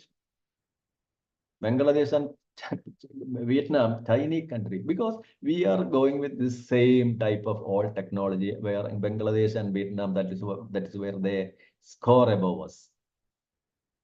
And they lack, who they means industry, ambition to go beyond the limited advantage. So as I showed you, ultimately what happened, our youngest days, that is a question I asked you. And you may, okay, if parents are working like that, no student, no youngest days of education, they will not enter into this field if possible. Okay. So how it is connected with this NEP? And for that, you have to understand India 4th or 5th GDP worldwide, highest and all. But our GDP wise, how much is the contribution? Our gross domestic production GDP, there 54% is from trade, hotel, service sector. 27% is from industry. Contribution of agriculture is only 17% in the income. Why? And you have seen in the Netherlands, they are exporting 80%, 8 billion euros, high productivity. Okay, then 17% GDP is fine, but you see the red line, you read it carefully. 55% of country's total workforce are there. That is what that article says. Poor people, they are being nicely with low paid salary. This is going on. But how long? How it affects the country? No technology advancement. So these are the kind of technologies now, unfortunately, I could not show you. There is same tomato culture video from Baku. Baku is a poor country in the nearby Azerbaijan. And there they follow the same technique. And there are many companies who export and produce all these tomatoes like this. Why it's not possible in our country? Because nobody knows. Or no, it requires investment. So in the skill development part, what we can do, we also can think about your college, even in a semi-rural urban area, identifying this kind of technological advancement and adding to your curriculum. Don't say that this is all part of the agriculture department or no, not responsibility of our arts and science college, nothing like that. That is what NEP says. Multidisciplinary approach we have to follow. Offer courses like this. And instead of the routine, mundane practicals which we do, we know the kind of practicals which is being done in our laboratories and all. We are not, if you are not ready for change, students will not come. I know in my subject, lot of dissection and all. What use?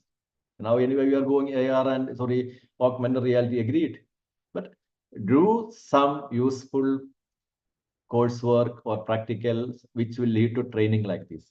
So if possible, if your management is supportive, we can think about adding this to the course and all, education and training. And when you train your students, they will take you to the farms, they will take you to their homes. And that will, suppose, imagine you are in a village area and your college is offering a course like that. And there you are showing this is possible. Slowly, that message will spread in the society. And that's all possibility. Your college and the agro industry can collaborate well. And that's what I aimed with showing you this video. I hope it is clear. Okay.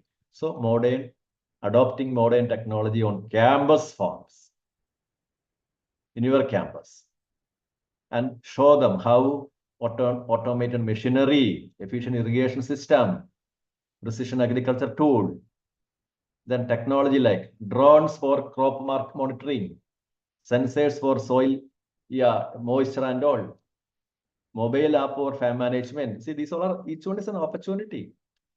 Then student involvement, when the students also, when they realize that agriculture can be done like that, imagine your students are getting the same kind of training, they will start their own. That with that practical knowledge and all, they will offer or they will start their own establishments, and that is how companies come up or the farms come up. Small scale farming alone. Now we read in newspaper a lot of all these US or European or Australian agriculture products will get dumped into India if you reduce your tariff and all. Agreed, but the other side is there. If it is cheaper, and I don't trust when the newspapers say, because that all you can leave it out, say it is all fully subsidized. Maybe some item, but not all. We have many items that can be grown here and that can be exported, and that can be given as a skill. Okay. Any questions? Okay, there are a number of vegetables which can be grown, and for that, community can communicate with those companies. They will help you.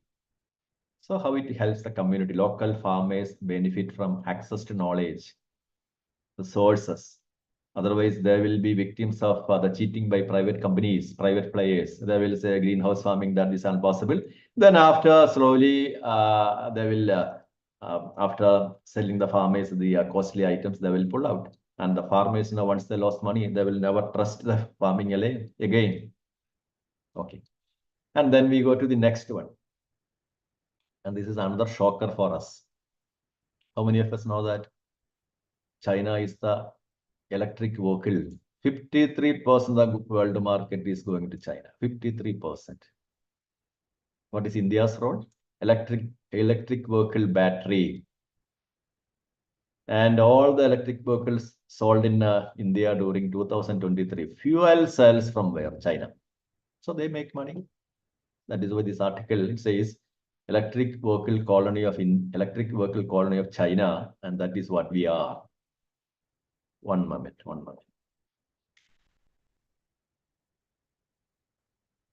Another aspect, China, you might have recently read, like, they are not anywhere. That I'll take you to that page. Yeah, this was one very fine article just 2 days ago, August 7, Tashi Tarur has written in The Hindu, lessons from China. You know what they have done recently? They have pulled out nearly 200-300 engineers from the Apple factory in Hyderabad, South India. All Chinese engineers were pulled out by Chinese, because they know that India does not have engineers like experts like these Chinese engineers. Now you do, where are we placed? And that is what Tarur has written clearly as. It is their strategy to stop India becoming a manufacturing ambitions. We cannot. So Beijing or China is trying for the economic hegemony. I'll share the link, read it later. And another question. Yeah. And what about the electric vehicles? Electric vehicles, know how it started. You must understand how it started. Actually, it all started in the America. One scientist named John B. Goodenough, 1996. He came out with this idea, American University of Texas, lithium iron phosphate, a cathode for the lithium ion battery. You know what happened after that? He got a Nobel Prize and all. But after that, that technology, China nicely utilized. I would not say they copied everything, but this one they utilized. And with the technology, they started producing electric batteries, cheaper electric batteries. Okay. And how they did it also, you have to see that. Yeah. In 2000, see now it is 2025, 2000. And that is where the government, see where they are much ahead of us. They planned it so well. They understood that all these petrol, diesel will go, and then this market, it has a huge market. So this encouraged this battery production. And then next, what happened? This BYD company became the one car now which they're producing. Earlier, it was battery producing company. So under government monitoring, they became the major manufacturers.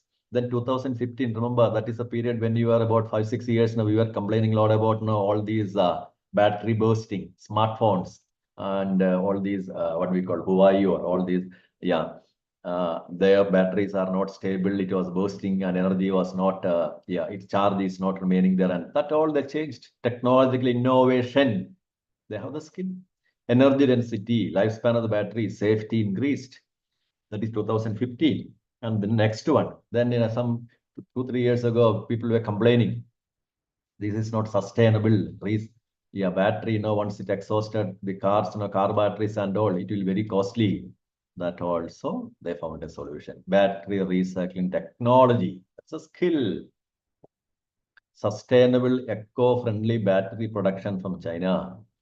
And by 2024, mass production. So what happened from from China, 60-70% was all these BMW, Volkswagen and all. They were all out. They lost.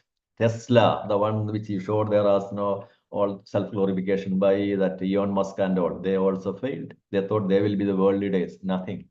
China came with the cheaper one. And 2025, solid-state battery.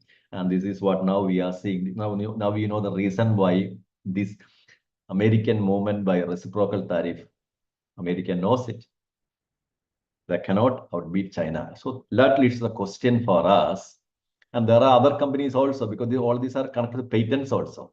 There are other companies, international companies with the nickel, cobalt, manganese, nickel, cobalt, manganese, LG, Panasonic, Samsung. But remember, all these are South Korean companies mostly. LG, Panasonic, Samsung, Panasonic, Japan.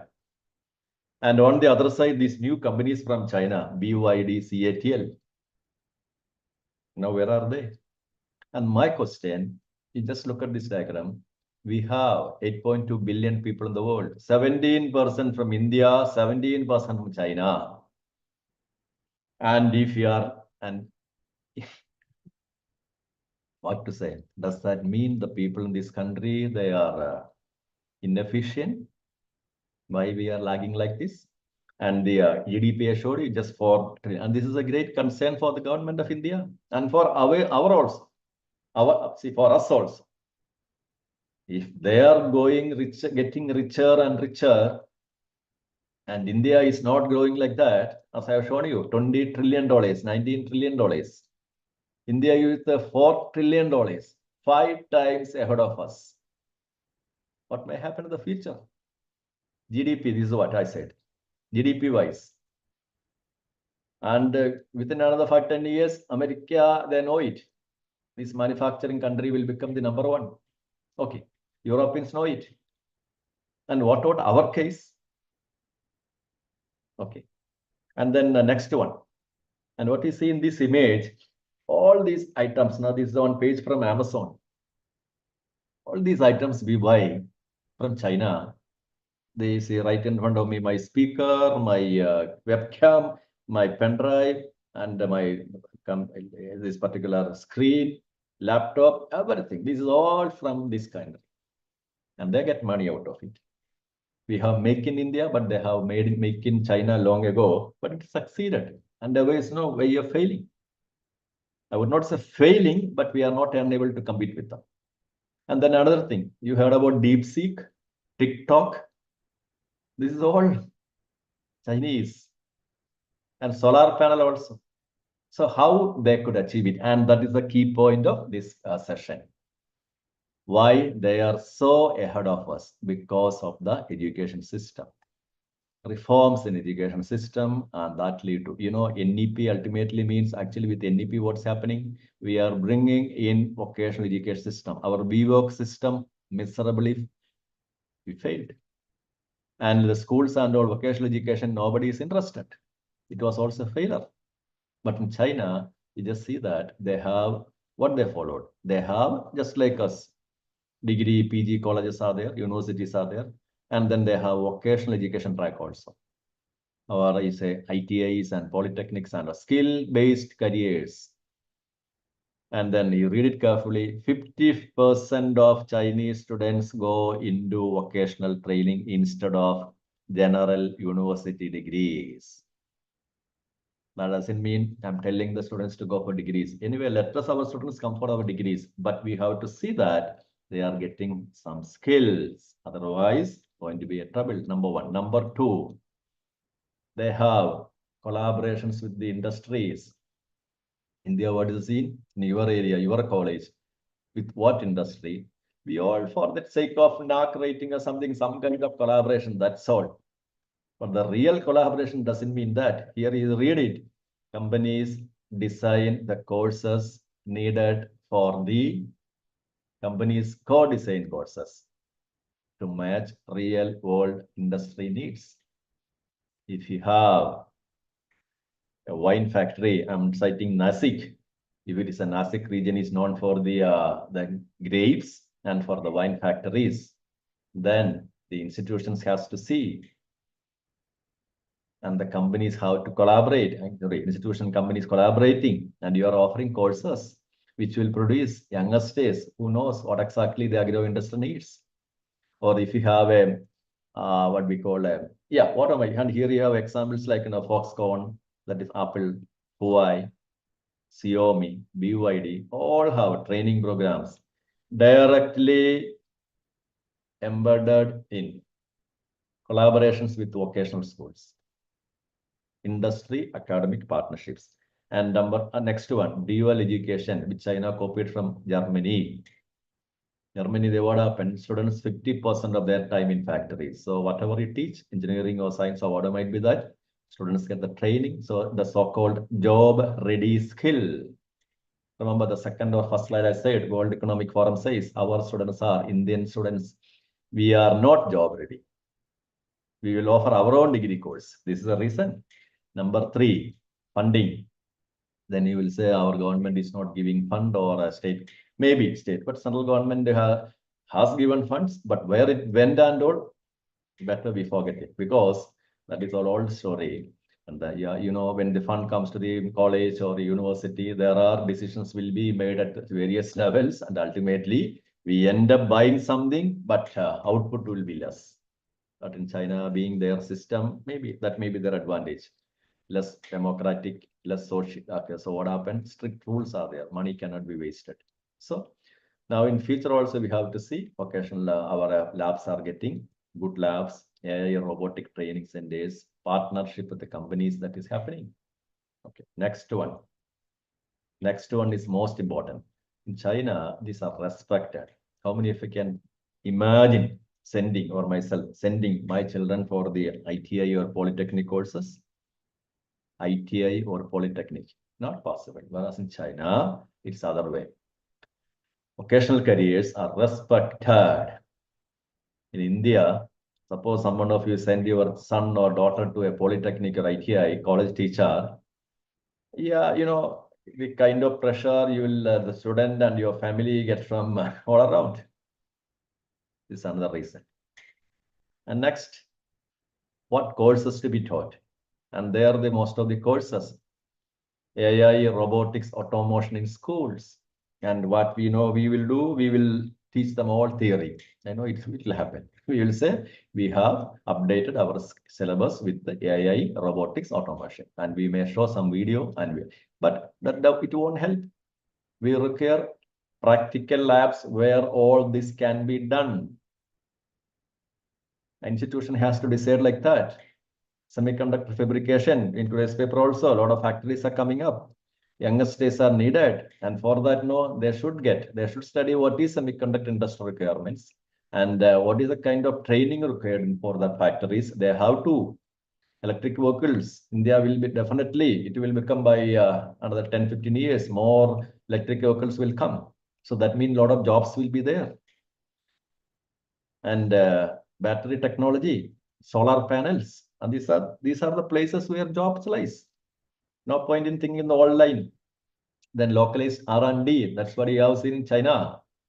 Their research, and then as I showed you in the Europe, coconut is a simple thing. They are importing coconut fiber from, that is a husk, which is a waste from Mexico, and using it in their green forms.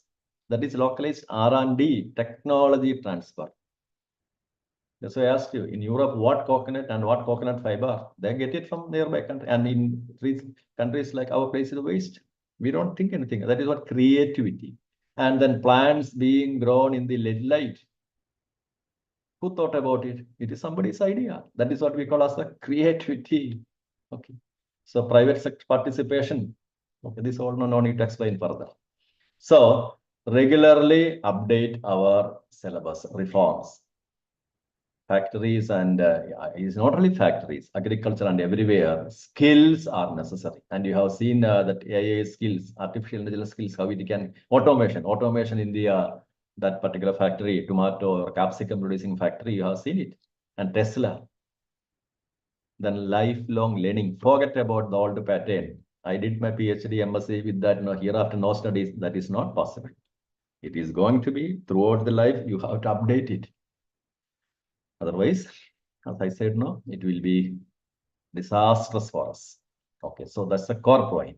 So for India to compete, modernize our education system, and there lies the skill-oriented courses. So what are the courses that has to be offered in future? The courses where that has a lot of options, industrial automation and robotics, Internet of Things, math factories. See, in the factories now, sensors are there. So students will be getting training how to vocational training courses on sensors and machine connectivity. Then AI courses on AI applications, image recognitions. You have seen that tomato, red or green being image recognition by the robot. Then big data, that everybody knows it sufficiently. So data analytics, maintenance, cloud computing, all these are the areas. Now we all know we won't be depending on CD or on a pen drive and all. These all go to the cloud data. Then analytics is also there. That's a different story. Then digital twins. Unlike earlier period, car factory making a small car, proto car, that's all gone. Now it is digital twin. So students learn how to create digital models of machines. And then simulation. These are the courses I am talking about. What are the key technologies required for the fourth industrial revolution? So I have shown you first industrial revolution, second revolution, third revolution, fourth revolution. Now we are living the fourth revolution. If we are training for the second revolution, and that's what's happening now. And then cloud computing. Students learn what are the cloud platforms, industrial automation software, then AR and VR for training. With the headsets on hands-on learning, maintenance and machine repair, they can do with all this reality, augmented and virtual reality.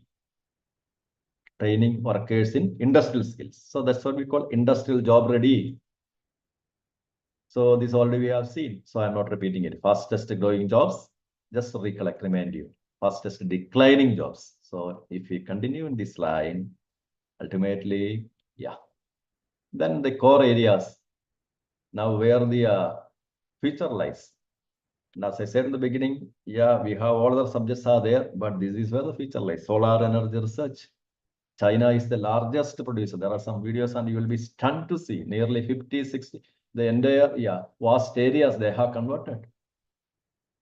And energy is needed for everything to run the whole industry. So run this machine and your college and your home, everywhere, you know. And the fossil fuels will disappear. It has to be stopped because that is a problem. So India is looking for, so courses in this field have its own importance. And then hydrogen energy research. Hydrogen energy research, and this is where the future lies. All the countries are looking for ways to make it hydrogen energy cheap. Now the splitting of water into, everybody knows that, splitting water H2O.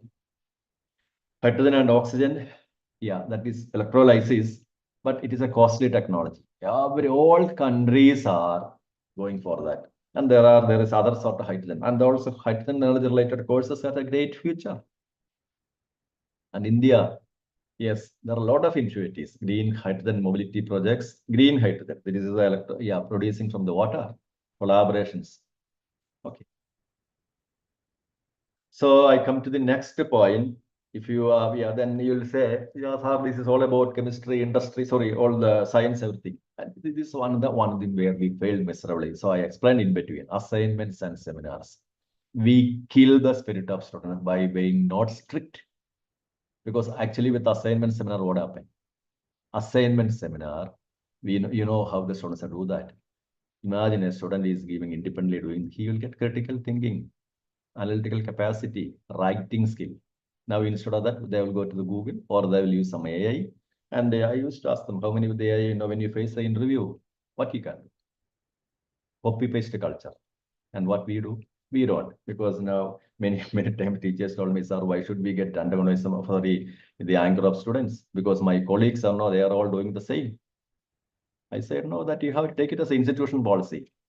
Okay. And then once, another set of institutions said, sir, in such case, no students will not come to our institutions. We don't take such students. You offer good courses, and students will join the course of places where advantages are there. So assignments are important because they enable critical thinking. Students too. For example, as I said, you give them a topic about anything, climate change. Critical, they have to analyze writing proficiency, research skills. They will get it. But what's happening? We have assignment seminar. Then what's the importance of seminar? That's another funny thing.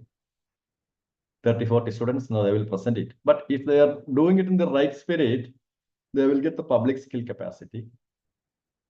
Interactive learning. What is interactive learning? If an article is written the proper way, others also will join. They will come to know. Discussions, knowledge exchange, problem solving skill. Because assignment is a topic and they are coming with there are different viewpoints and all, critical inquiry. Then presentation skills.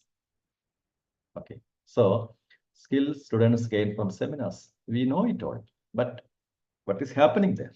So this is also skill education only. So students definitely, they may not be knowing it because lack of awareness for students. Students always say, but teachers have a role. We have a role to make it assignment seminar strict, and it's our responsibility. Okay. You agree with me or not? I don't know. And then lastly, language. Yes, if languages are necessary, regional languages or traditional language, everything is necessary. But if we go with the present way of language learning, that will not offer to anything else. Linguistics are there. Teachers who are masters in language, experts who are good in semantics, phonetics, and then other aspects like today I was listening to an NLP program in the morning session. And there all, it was very clear. What are the technology? NLG steps are there. Lexical ambiguity, syntactical analysis, discourse analysis. This is all subjects known to the language experts. But the computer fails in many planes. So a person with the background in language, that's a linguistic, and the linguistics is having knowledge with the both computer science, that is AI, they can. Now, the future is for them. Whether it is English language or foreign language or regional language, any language for that matter, it has NLU, NLP is there. There's a field of known as computational linguistics. And those who are interested, we have a course coming up, computational linguistics languages, NLP, natural language processing. Okay. So the computers cannot know beyond the level, they don't have emotion. They cannot differentiate between certain words and all. So it becomes, that's what we said, what we call,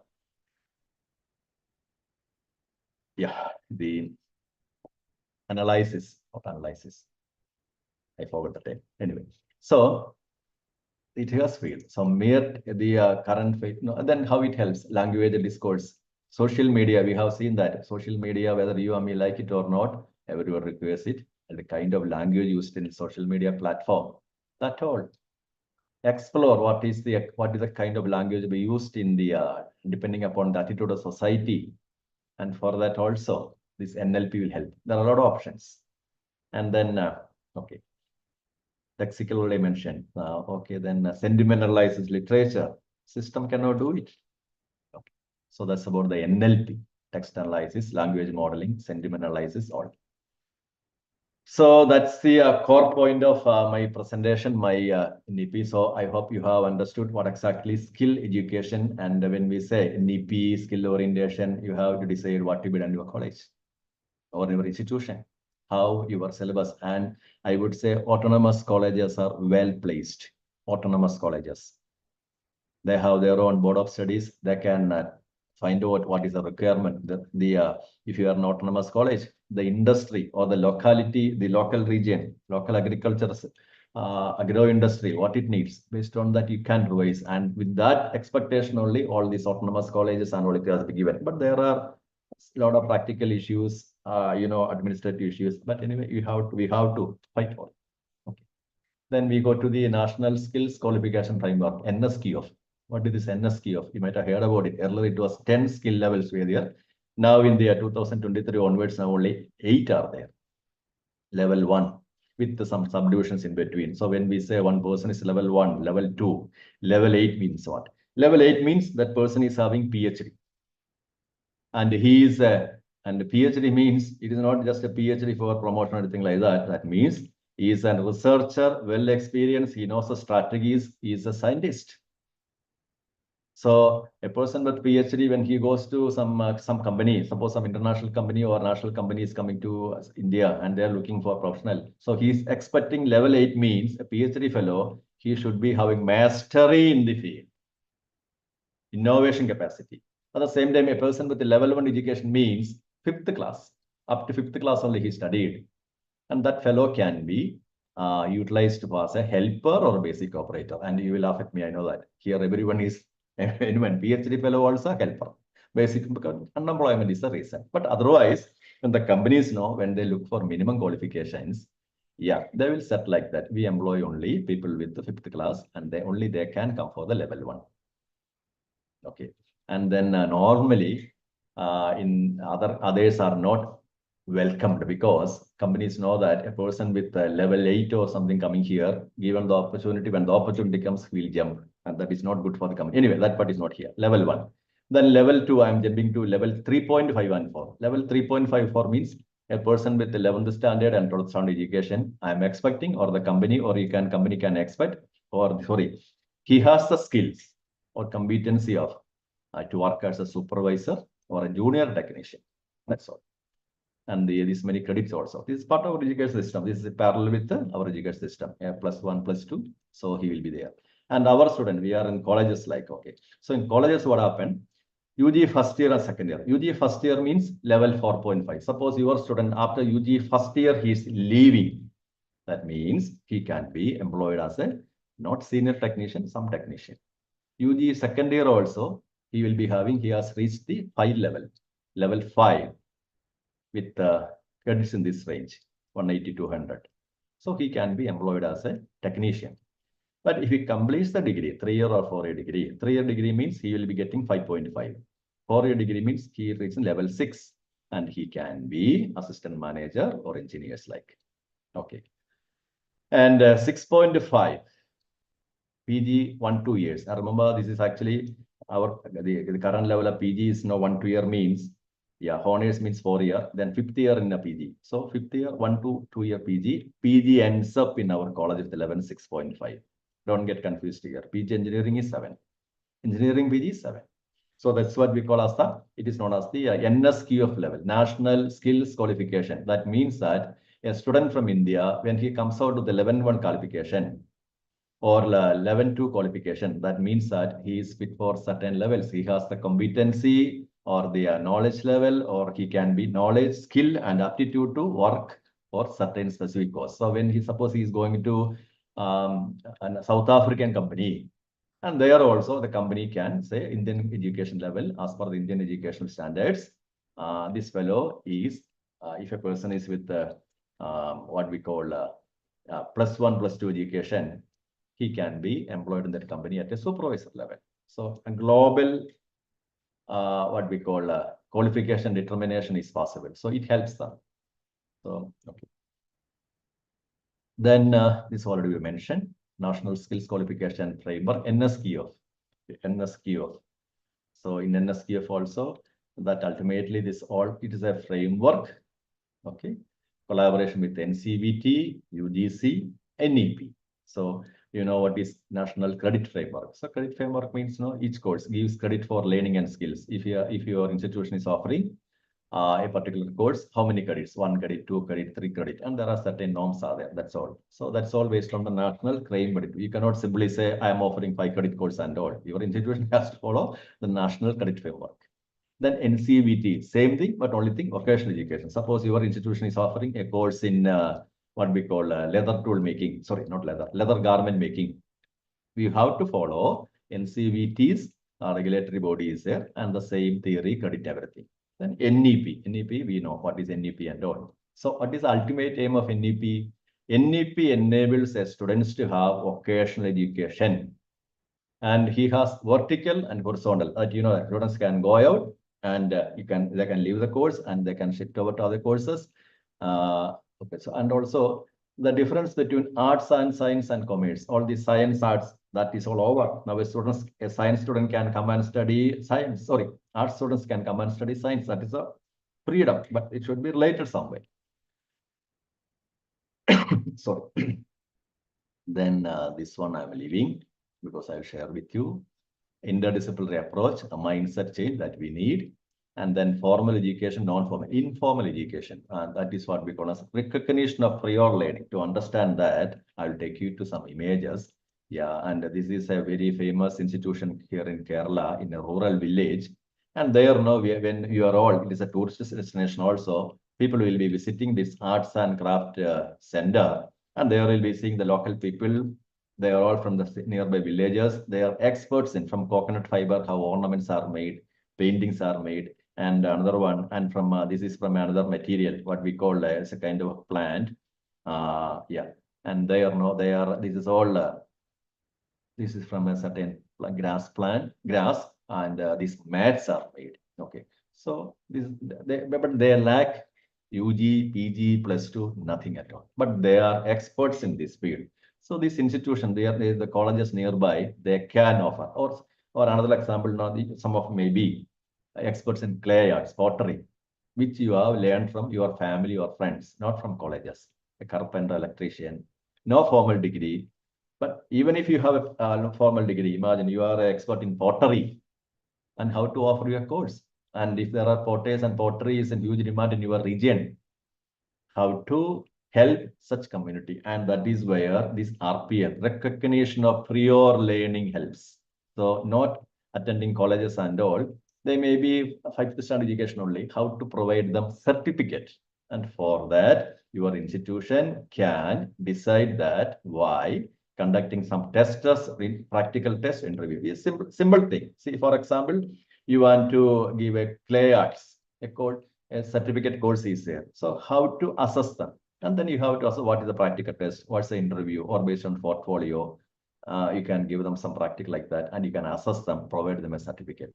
Those who are good in the skill, they will get the recognition, and that will help them later somewhere. So you are seeing different skills like that. So that's what I call as the recognition of prior learning, certifying experientially learned skills. So very simple thing. This is not from the institution. Learning from maybe neighbors or from family members or all those things. Okay. So I will, I do not know. Yeah. Since nobody was asking me any questions, what is the happening here? And if you have anything, anything to communicate with me, you can come over, ask me questions. Anything? Are you all there? I don't know. No Yes, sir. questions, sir. Yes, sir. Yeah. Then so these are the requirements in SQL. So the theme areas, I have covered a lot of things, and jobs and what are the requirements, and then where exactly what kind of reforms are required, and where exactly, yes, the changes we have to make, and research why it is necessary. Then in agriculture, what we got to learn from, so this is what I said, 200 years, same technology. Okay, but whereas we have seen the this here now what you are seeing, they are marching ahead with the technology. And definitely productivity. See, this is the best example. plants, no, they're growing plants with the day and night light. How is it? So definitely productivity will be high. No point in blaming. And I, as I said, no, I don't believe, no, when we see articles by biased newspapers and all. That's all. We have in our country the biggest problem. We have all, when one side is ruling, others will be against it. And other side will come, this side will be there. Ultimately, who suffers? Everyone. But in places like this, that is not happening. And China, their advantage is maybe their single party system. And they are going up and up like anything. So I'll share you under this PISA. You must check the website and all. You should see and what it is there. And then GDP already I mentioned. Then the first slides was about what I said. This site also you have to visit. NSDC and their skill development, Skill India mission websites are there. And then the first one, World Economic Forum, what they say about the future of jobs in India. This is an article in an international magazine.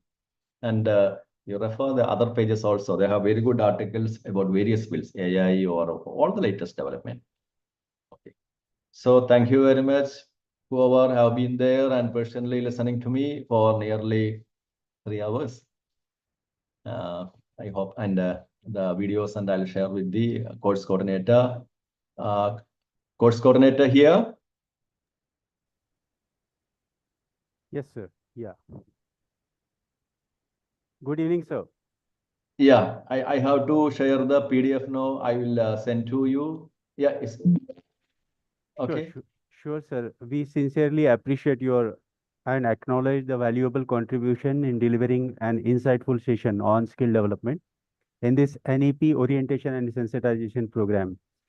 Your deep expertise and your practical perspective engaging delivery have greatly enriched the understanding of participant and inspired them to integrate the skill-based learning in alignment with the National Education Policy 2020.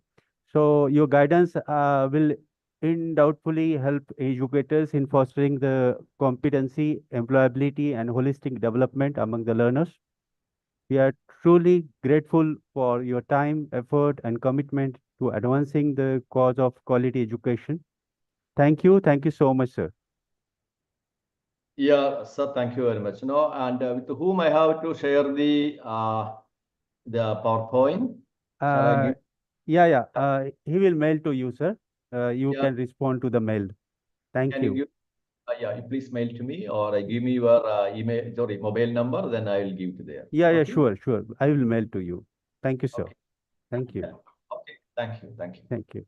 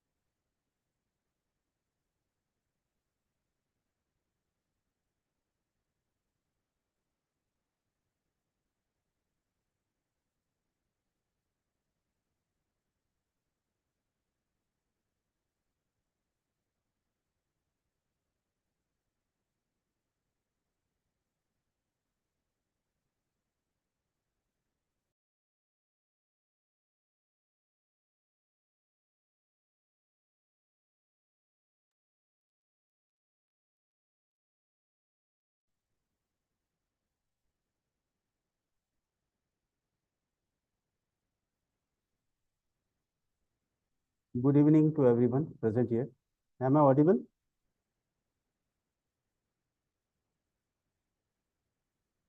Am I audible, Kritika?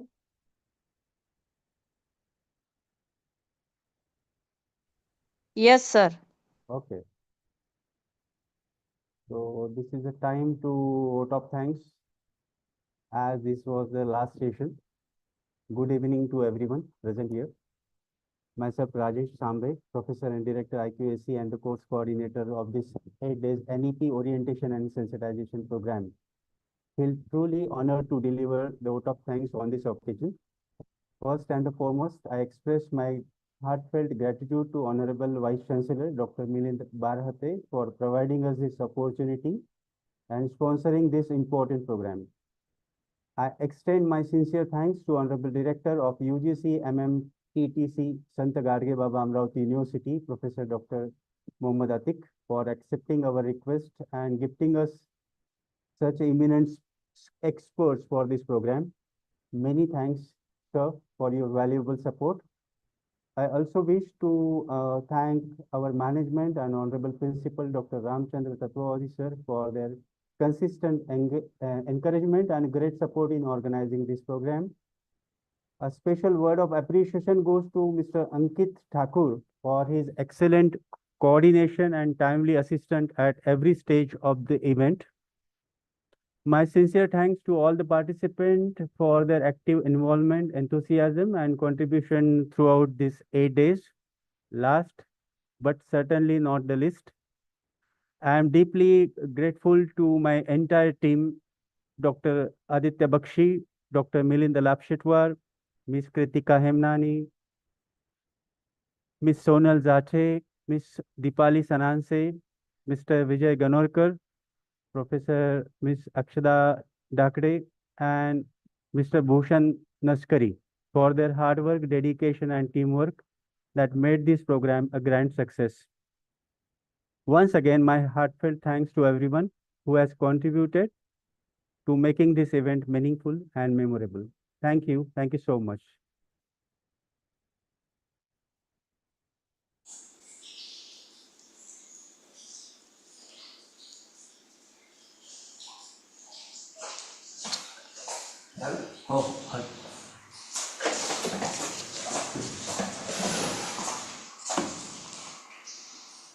Thank you, Sambe sir. Thank you so much.